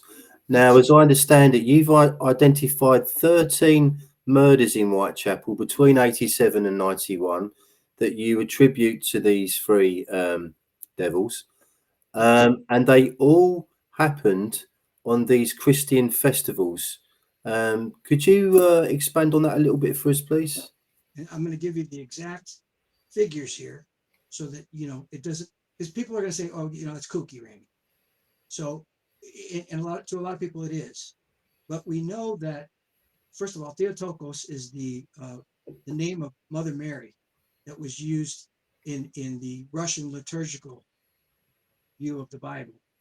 And they refer to Mother Mary as the Theotokos. It means birth giver to God or mother of God. So that's why I use the word Theotokos. So there were if you take the dates of the killings, they occurred on Christian holy days, never on a Jewish holy day, but always on a Christian holy day. So let me outline this so I don't make any mistakes. I'm going to read this to you. Although this type of behavior in serial killings is relatively rare, the Ripper killings demonstrate rituality in a number of ways. Firstly, all but one of the 13 murders, I believe there were 13. Mackenzie is the one I'm referring to. All of them except Mackenzie, though it was a Christian feast day. Mackenzie was killed on a feast day for 5 beheaded female Christian martyrs. But the rest of them were, and by the way, one attack, Annie Millwood. They all took place on feast days of the Holy Theotokos, Mother Mary. But 2 of the crimes also took place on the feast day of the beheading of St. John the Baptist. That would have been Nichols, whom doctors said the killer had attempted to behead. Yeah. And the feast day of the finding of the precious head of St. John the Baptist, that would have been Millwood, Annie Millwood, that I just said wasn't killed or attacked on the Theotokos day. But she was attacked on the day of the finding of the precious head of St. John the Baptist. So she was one of the two that wasn't a Theotokos day.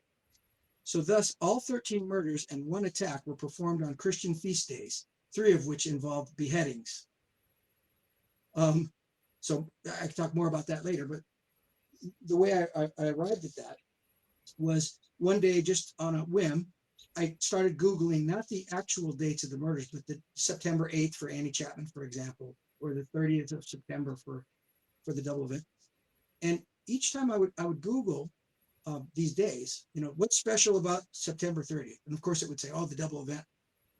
And it would say, and I'm paraphrasing here because I don't remember, but it was like National Secretary's Day, or, September 8th, bring your dog to work day, National Feed a Parrot Day, Israel Independence Day, which couldn't have mattered because Israel didn't exist back then. But at the end of each of them, the first one I looked up, it said, all these different things. And then it said, Holy Day of the Theotokos in the Russian liturgical liturgy. And I'm like, I don't know what that is. Just ignored it.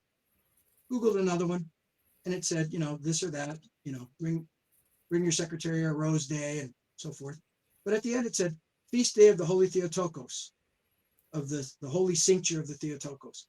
And then on. And then the double event one was the day of the intercession of the Theotokos. So I'm like, well, maybe every day is a Theotokos day, because I don't know what that means. So I then Google Theotokos feast, and there are 12. And that's where I go, well, wait a minute. How is this even possible that it would be a coincidence that all these murders and attacks took place on Theotokos days? And that's where I drew this conclusion. And then I started looking at, the fact that there were 2 Marys killed. Maybe not. Maybe it mattered. Maybe it didn't. Mary Nichols, MaryJaneKelly. And Catherine Eddowes had a pawn ticket in her possession when she was found that said MaryJaneKelly. MaryJaneKelly, yeah. So, but when we find Eddowes, maybe I'll pull a picture up later on for the viewers, but you'll see she was left in this position with the palms out like this, the way that you see Mother Mary depicted in stained glass windows and portraits in church. And that's called the orans position. And she was left in the orans position with her uterus removed, looking for all the world like a bizarre caricature of that Mother Mary portrait. In Mitre Square, on the night of the double event, the intercession of the Theotokos, which is the greatest of the 12 great feasts, which, by the way, Kropotkin had to know what that was, because his own mother, Ekaterina, built a church in honor of the Theotokos in this Ryazan region of Russia. And that church was dedicated to the intercession of the Theotokos. So he would have had to have known that was the greatest of the 12 great feasts. I know people will say that that's kooky, and it's what I would refer to as conjectural evidence, because I can't prove it. Well, Randy, what are the odds of every single murder taking place on those dates? So what are the odds of that? Well, I'm glad you asked me that, because I had a friend who was a mathematician at a school here in the States. And I said to him, Tony, run these numbers for me.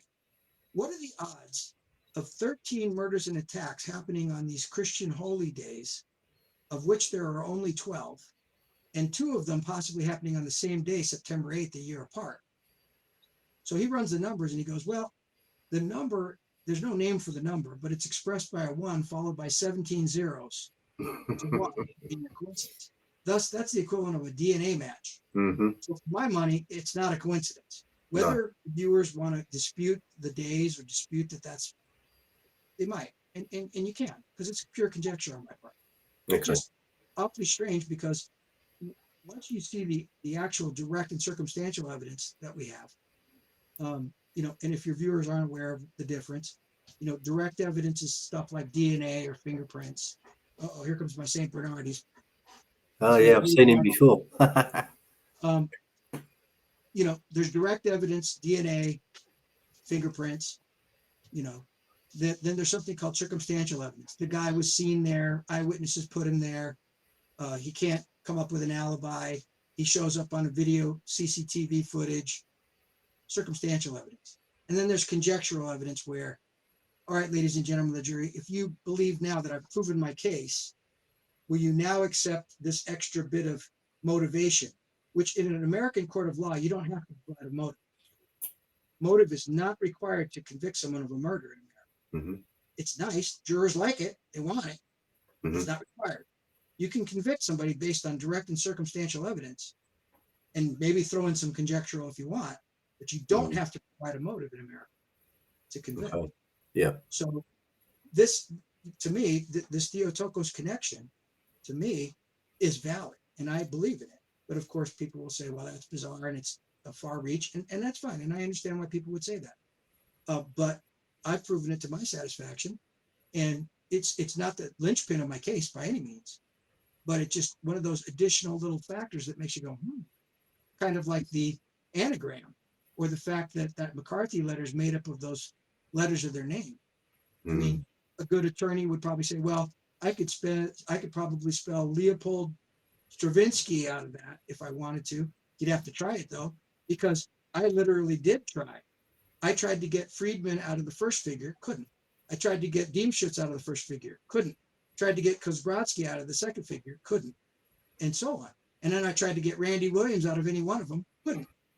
And I've tried it with a number of other people. I bet I couldn't get Paul Smith out of it either. So, Randy, who were the 13 victims, in your opinion, of Jack the Ripper? And how are they each tied to these Christian festivals that you've mentioned? Good. I'm glad you asked me that. So first was Annie Millwood attacked. She was attacked on the feast day of the first and second findings of the precious head of John the Baptist. Number two was Wilson, Ada Wilson, the seamstress. She was attacked on the icon of the Mother of God of the sign, Theotokos. Emma Smith, April 3rd, Eastern Orthodox liturgy, synaxis of the icon of the Most Holy Theotokos, the unfading rose, the unfading blossom, the flower of incorruption. It was also Easter Monday.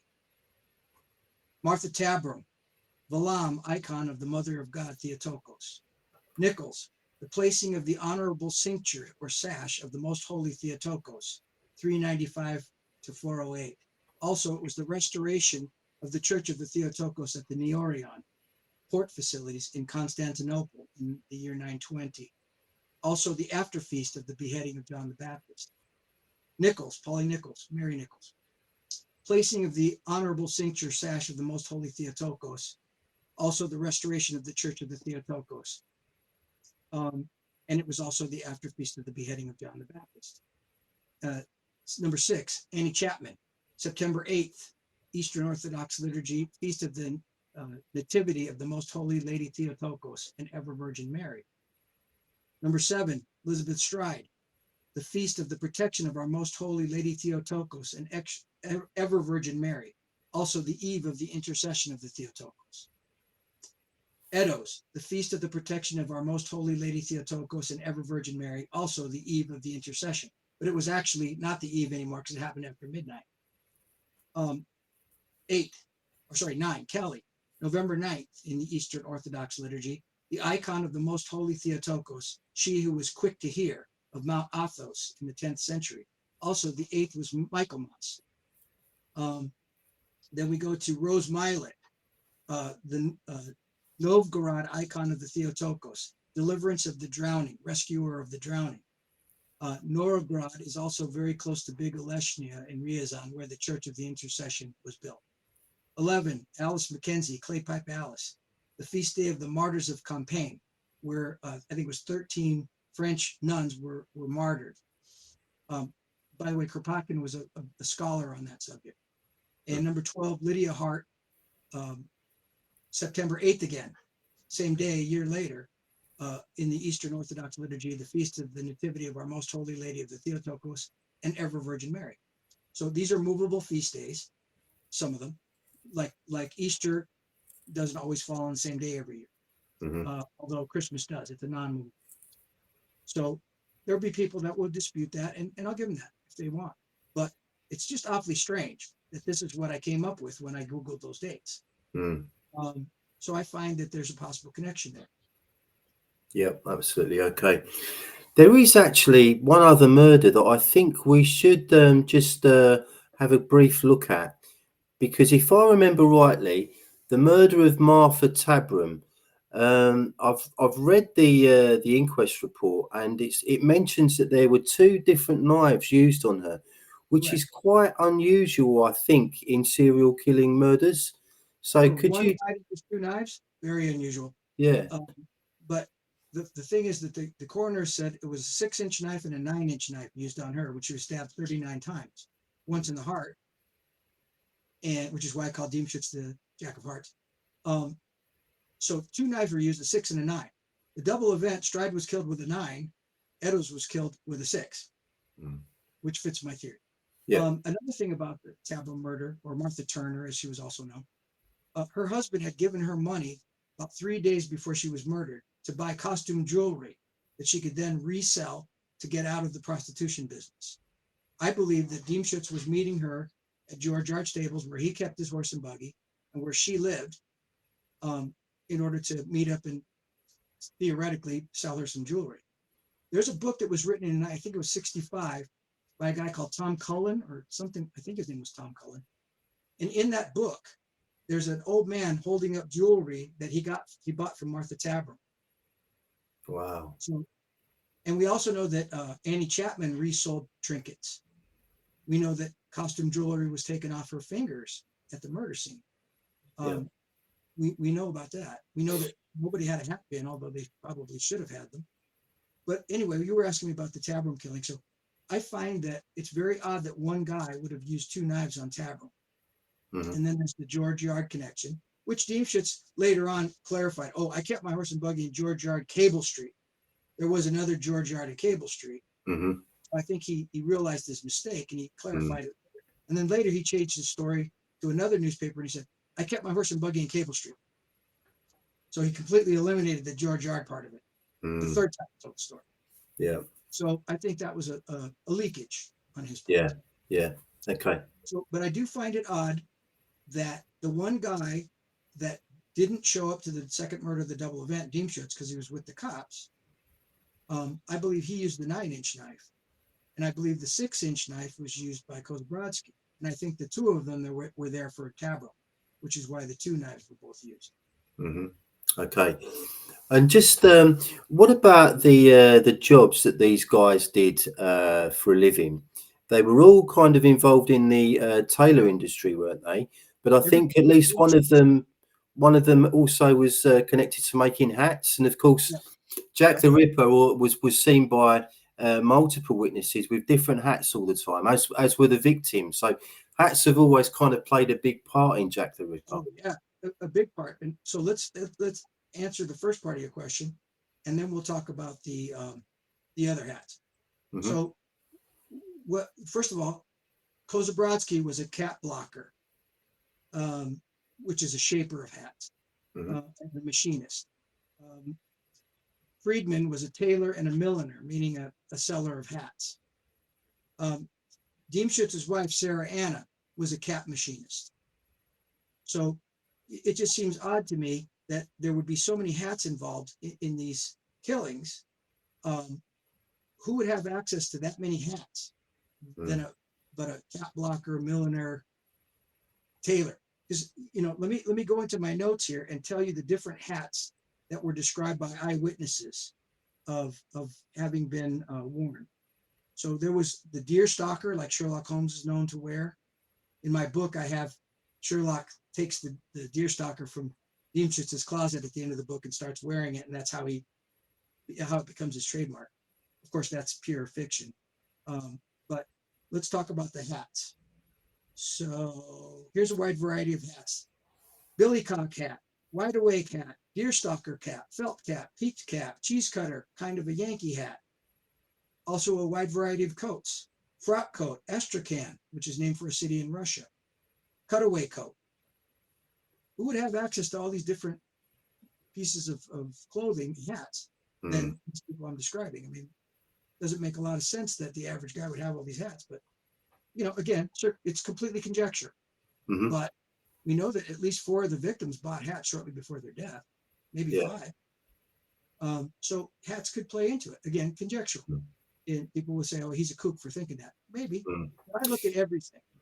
I've always had a feeling that at least in some of the murders, that the murderers knew the victims. They must have known them because, and there's also I've read on the Jack the Ripper casebook site where people have done some very deep research into it. Berners Street, the Berners Street Club, for example, I think it's a guy called William West, who was writing about this retrospectively, if you like, but he was boasting about feeding the women, feeding the unfortunate women to keep their stamina up with tea and cakes and bread and butter, etc.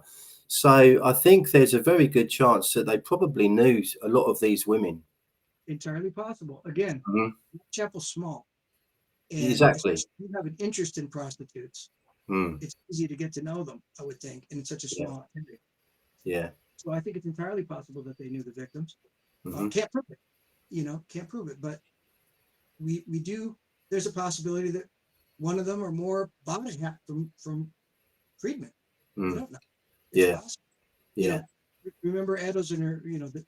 Let's remember the Jolly Bonnet.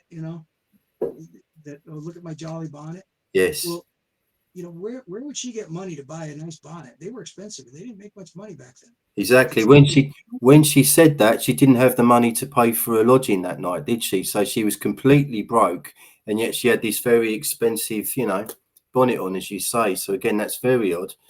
Could Um, anyone in Whitechapel have given her a hat yeah. and said, "Show up Okay. at Mitre Square on Saturday night, and I'll give you another. Yeah. And make sure to wear your Michaelmas dress." Yeah. Let's just go back to the three perpetrators here. How do you suppose that Louis Diemschitz put his team together? And can you also talk about how you think the murders were carried out? And I ask you that because in some of these murders, they're quite famous for there not being a lot of blood on the ground near the victims. So that's very odd as well. But I think you can explain that with your theory. So Yeah, we're heading into some choppy water, but we'll go there. yeah. First of all, let's go to the team. I think that Diemschitz was brought over from Russia specifically by Kropotkin to head up the International Working Men's Educational Club and to carry out these murders as political assassinations in order to draw the world's attention to the plight in Whitechapel of the Jew and the prostitute. And I think that he was tasked with putting together this club in which would gather hundreds of disgruntled Jewish men and women who he could then choose from to form his team because he needed a team to do this mission. So I think he was tasked with that. And I think, I'm a prison warden. And if I was to, and this is terrible to say, but if I was to go bad and decide I wanted to commit crime of some sort, I would simply go into my prison and head over to A Block. And if I needed a guy, like those old movies we used to watch when we were kids where they would put together a team to pull off a heist or a military mission. And there'd be this guy, I can drive anything, the guy with the cigar, and he's like, I can drive anything, a tank, a motorcycle, I could fly a plane. Yeah, we want him. And then there'd be, this guy's stealthy. I kill anybody with a knife, and I'm a self-defense expert. And they'd have him in the team, and they'd have a demolition guy. I blow anything up. Show me the bridge, I'll blow it up. Well, I think he needed somebody to be his muscle, to stand guard. And I think if I needed somebody like that, I'd go over to A Block and I'd pick inmate X that I know has a record for such things. And I'd be like, hey, bud, you want extra food for the next 2 months? You want extra commissary? You want more phone calls? Whatever, when you get out of jail, you want someplace to live? Or how about you do this for me? Or I could go to another inmate, the sex offender wing, and say, how'd you like to mutilate prostitutes for me? Might get somebody to do it. But if you had a group of 200 or so disgruntled people that were fighting for a cause, their family and their food and their livelihoods, and they hate England by virtue of the fact they're members of that club, hey, would you do this for me? So I go find Samuel Friedman. He's a thug. We know he has a previous criminal record for larceny and indecent assault. which means rape, in 1886. He was convicted of that. He finds a body. He's a club member. He's arrested with Diemschutz 6 months later. So he finds Friedman. He says, I need you to be my muscle. He's the clay pipe guy. He's the guy Lowen saw in Mitre Square. He's across from Mitre Square in Duke Street. And he's the guy who was smoking the pipe in the archway of the King Lead pub, clay pipe. Yeah. And I think he found a young, malleable psychopath in Isaac Kozbrodsky. And he said, hey, kid, you want to be part of the in crowd? You want money? You want fame? You want girls? You know, here's what I need you to do. And you can have some fun along the way. We know that the young one was the one that raped Emma Smith and inserted something into her vagina by her own testimony. Yeah. So it's not like there wasn't a 19-year-old in Whitechapel that wouldn't do it. Mm-hmm. You know, there was at least one because he did do it. Yeah. So I think that was Kozbrodsky. And I think he grew to like it to the extent that he carved his initials in Eddowes' face, and he did the mutilations to MaryJaneKelly that we probably can't even talk about in this podcast. Yeah. Okay, what about the actual methodology, though? If we can just have a look at that, how can we possibly explain the lack of blood on the murder scene? Oddly, that was the very first question that Dr. Wecht asked me about my theory, because he said there was a distinct lack of blood, for example, in the Polly Nichols murder. She was wearing a white sweater, but it didn't have blood on it. And he's like, how did that happen, Randy? How could you account for that? And I said, well, according to my research, and this is going to be, a little bit controversial, but I think that there's a type of killing that's used to this day by kosher butchers, and it's called shechita, Shechita. I don't know if I'm pronouncing it right, because I think CH is like shechita. Yeah.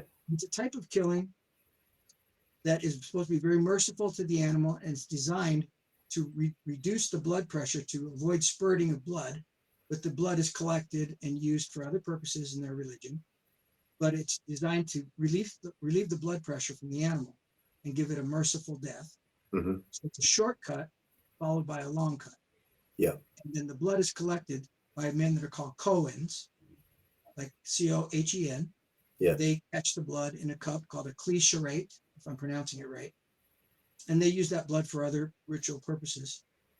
But if you look at the victims and how they were killed, and the fact that there was a distinct lack of blood at some of the scenes, we see that most of them had the signs of two cuts across the throat, a short one and a longer one, which I believe is in keeping with the shechita killings. There's two types of shechita murders, or not murders, rather, killing of animals.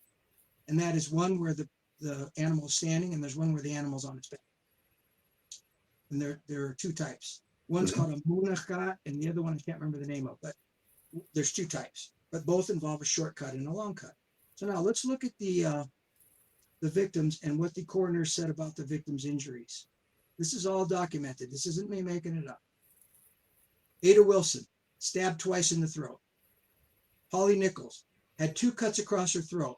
On the left side of the neck, about 1 inch below the jaw, there was an incision about 4 inches in length and ran from a point immediately below the ear.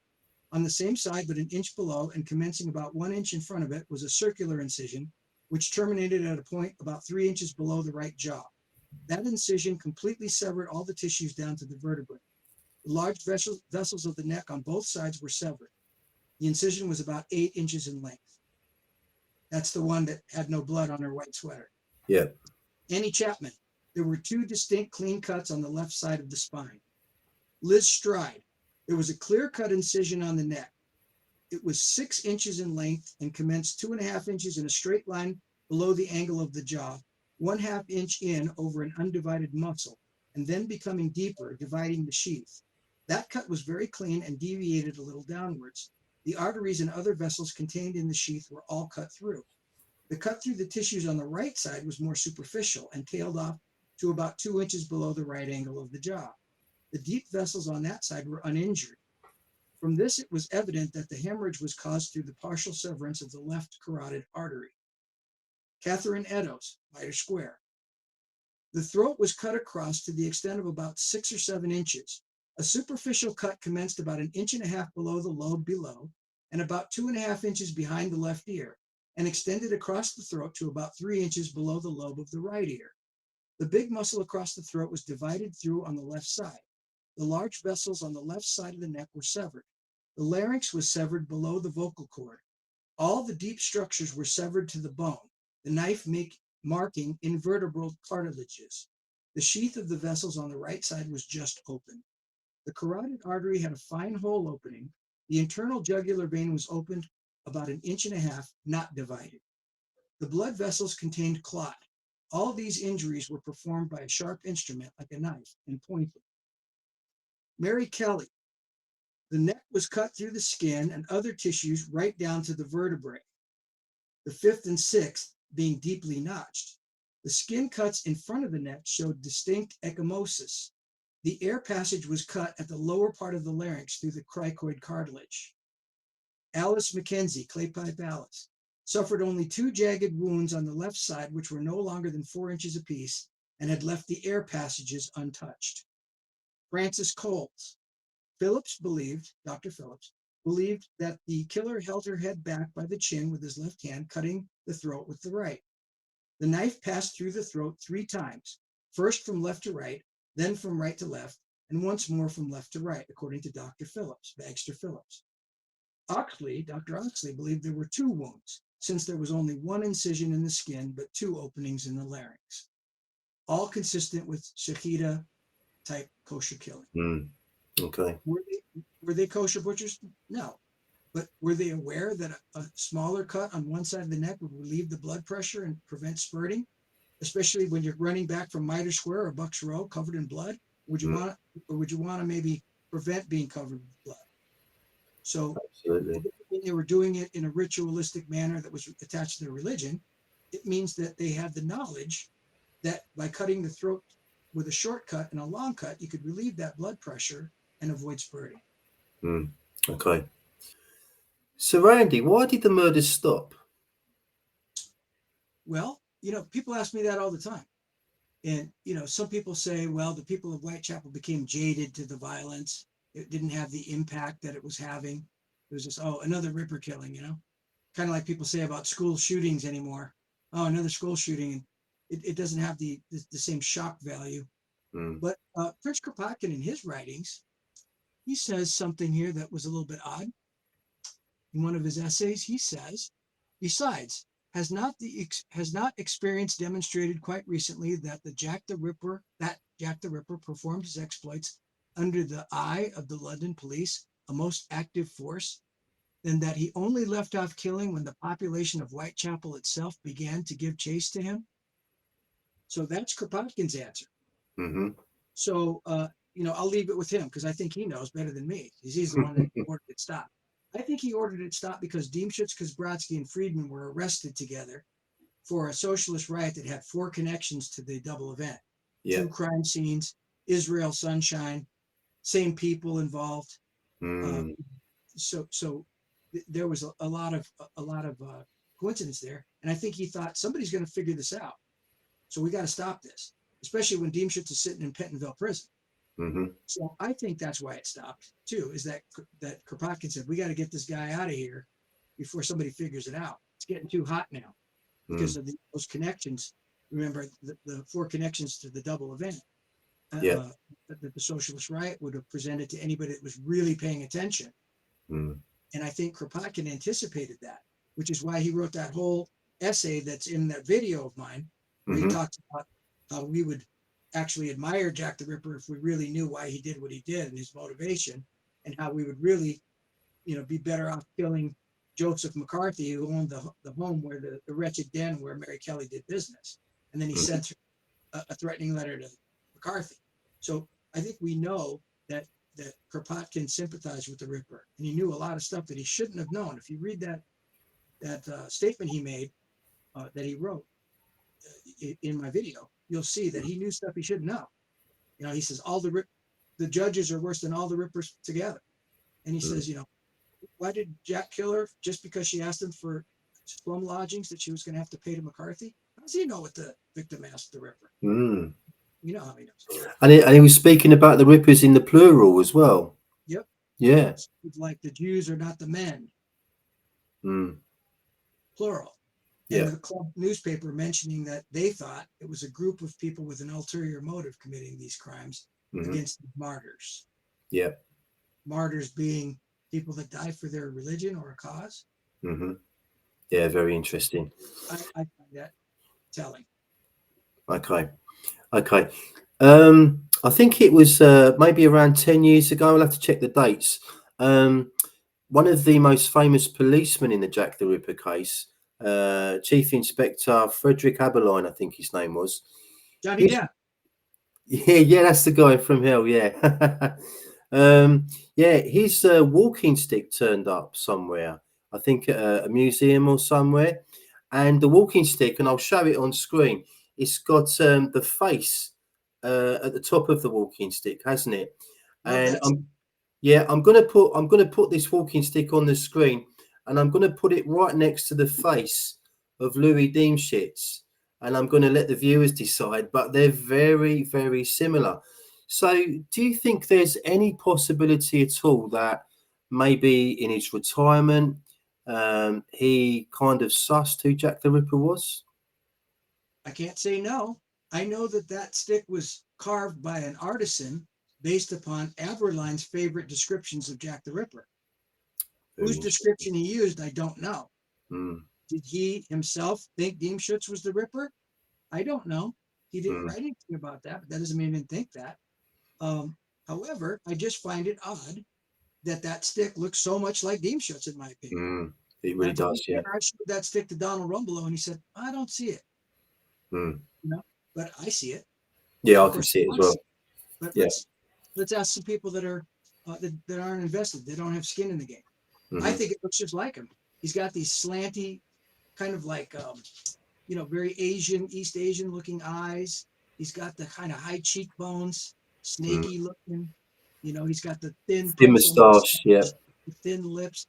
We can't tell about the forehead, the receding hairline, but it's awfully close in my opinion. Yeah. So again, this is one of those red herrings. This is one of those things that most of your ripperologists will say, "Oh, no, that has nothing to do with it," because why? It doesn't look like their guy. So if it did, I'm pretty sure they would give it more credence. I'd be all over it. Of course they would, yeah. It doesn't look like their guy, but it looks like my guy, I think. And I'm willing to enter it into evidence, like every other bit of evidence that other people discount because it doesn't fit their theory. Rapes, descriptions, costume jewelry, Lipsky, Schwartz as a witness, two guys, clay pipe. There's a lot of elements of the case that people will just say, "Oh, no, that's not. And it's because it doesn't fit your case. Let's say that your suspect is an American guy who is in London visiting and killing girls. Well, how would he get an accomplice? And why would he pick the International Working Men's Educational Club? And why would he shout Lipsky as a code word? It doesn't fit. So you go, yeah, that can't be right. That can't be it. Stride wasn't a Ripper killer. Because it can't be my guy. Or if you look at that walking stick and you go, well, that doesn't look anything like my guy. That can't be real. Well, Randy, I came to your theory. I first saw you on the Jack the Ripper Tour YouTube channel with the legend Richard Jones. And I came to your theory with no biases. I came to your theory with no real favourite for a suspect whatsoever. The only thing I will say is that I've always felt that more than one person was involved, particularly because of the Emma Smith and Liz Stride murders.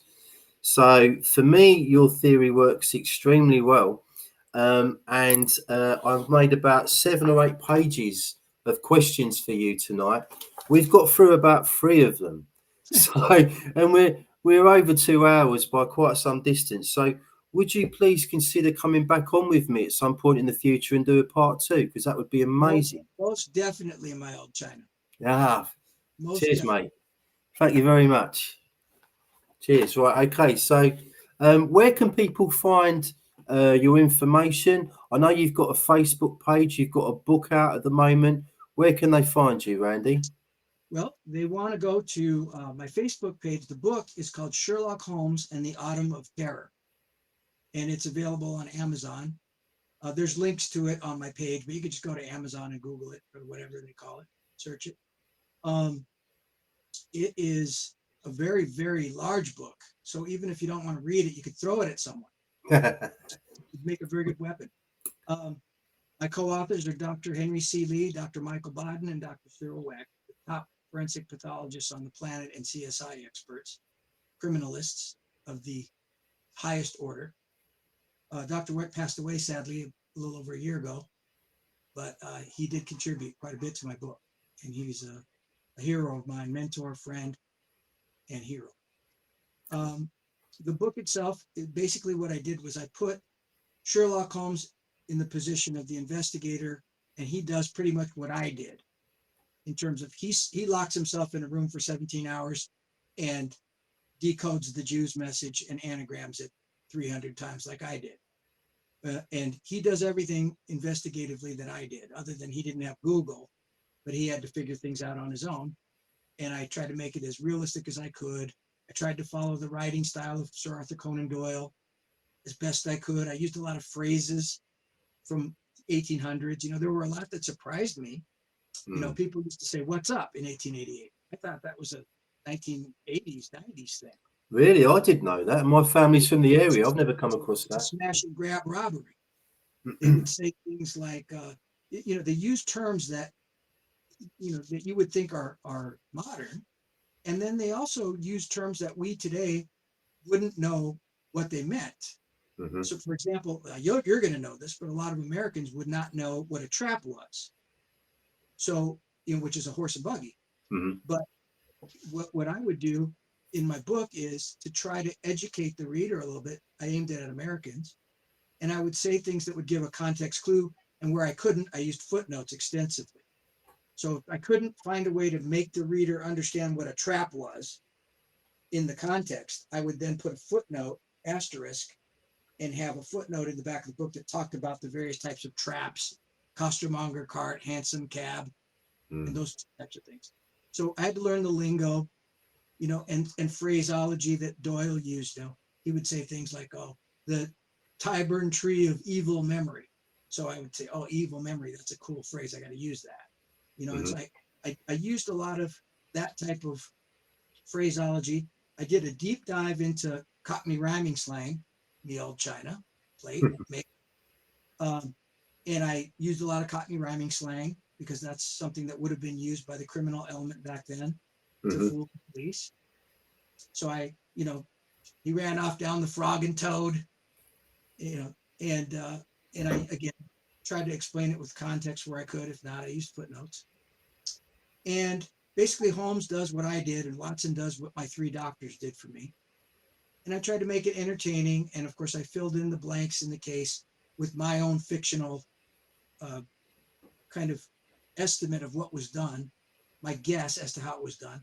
I have a whole, for example, I have a whole thing that the night before the double event, Deemschutz, Kosbrodsky, and Friedman do a dry run. And they practice, okay, this is where you're going to kill the girl. You're going to drag her here. This is where you're going to be waiting for the cop and make sure that he's gone before you go over here and do this. This is, you know, and the whole thing. This is where you're going to run. You're going to go home. You're going to toss the knife there. You're going to go to Goulston Street. You're going to write this graffito. Here's what I want you to write. Here's the chalk. And, you know, that's only all conjecture on my part. But I fictionalized how I think it could have been done in one of 100 different ways. But I found the most feasible way that I could to recreate all of the killings. And then I did something that it's divided among my readers because I have a lot of 5-star reviews, but I'm very proud of. But the thing that I did too, that the readers, some of the readers didn't like it and some of them loved it. But what I did was I did the killings early in the book where the killing is the man followed the woman, he grabbed her, he punched her, he took her to the ground, he ripped her, and the young man carried this, you know, and the man and the young man and so forth.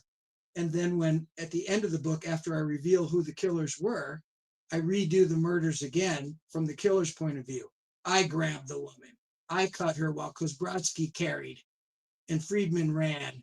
And, so I then dramatized the murders exactly the way I and my co-authors believed they were actually carried out, based on their forensic knowledge, my knowledge of the crime, the evidence, the autopsy reports, the coroner's reports, eyewitness statements. I recreated the murders the best that I could and dramatized the missing parts in ways that the four of us agreed could have been how it was done. So that book is, like I said, it's fiction, but it's mixed with the actual facts of the case. And I have to be honest and confess that a lot of my writing style was based off of my favorite author on the planet, George MacDonald Fraser, who wrote the Flashman series of books, which are just hilarious, awesome, historically correct in many ways, but then just go off the deep end with some fictional stuff that didn't happen. He inserts Flashman, this scoundrel who's perceived as a hero, into all kinds of historical situations. He meets Mata Hari, he meets Abe Lincoln. He's everywhere in history, and he inserts himself and Rogers his way through all the women in the story and ends up the hero at the end. So I did kind of use the MacDonald Fraser writing style in the historical mix of fiction and fact, with footnotes at the end explaining the actual history. Brilliant stuff. Okay. Well, thank you so much, Randy. It's been an amazing few days for me. As I've said before, I've been into the Ripper case since I was about 15 years old. And I never, ever thought that I would meet the person or be able to speak to the person that solved the case. And I think, I'm pretty sure you've done it. And I've got to get you back for a part 2 so we can delve into this some more, because I've got so many more questions to ask you, so many more points to make. I love that too, because you're going to get people that are watching this and they say, Randy's office rocker, it was Lechmere, it was Prince Eddie, it was so-and-so. And they're stuck on, and they have their reasons. I'm not saying they're dumb or that they haven't researched it, but they're going to disagree with me. And I just hope that they could be open-minded enough to listen to the evidence. And believe me, I haven't presented nearly a half of the evidence that I have. And I want them to at least consider there is no such thing as a perfect crime. And a perfect crime that can't be solved. It's just that sometimes it takes years and years for the truth to come out. And for somebody to say something, make a mistake, accidentally. I mean, how many cold case file shows have you watched where a cop inadvertently stumbles over something that was overlooked for so many years? Things like a statement where the person leaked, and it's always somebody who inserted himself into the investigation, found a body, came up, was interviewed by the newspapers, said, oh yeah, she was a really nice lady. I used to take her garbage out, and it's really the killer talking. I mean, there's no such thing as a perfect crime.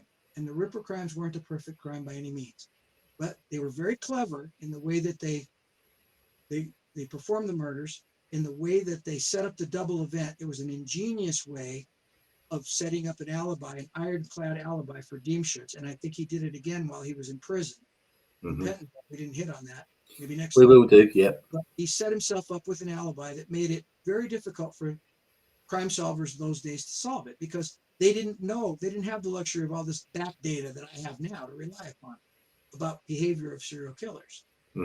But now, with everything that we know nowadays, we're able to solve this crime. I believe I've solved it to the satisfaction of those 3 top criminologists on the planet. So, of course, there's going to be some people that disagree, and they have their every right to do so. I would just ask that they listen to what I have to say, and then if they have questions, they can pose them to you, and you can pose them to me. Okay, brilliant. We have loads more that we didn't touch on yet.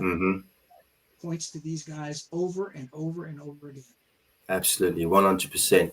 As far as I'm concerned, Randy, there is no way, my old China, that you're talking out of your bottle.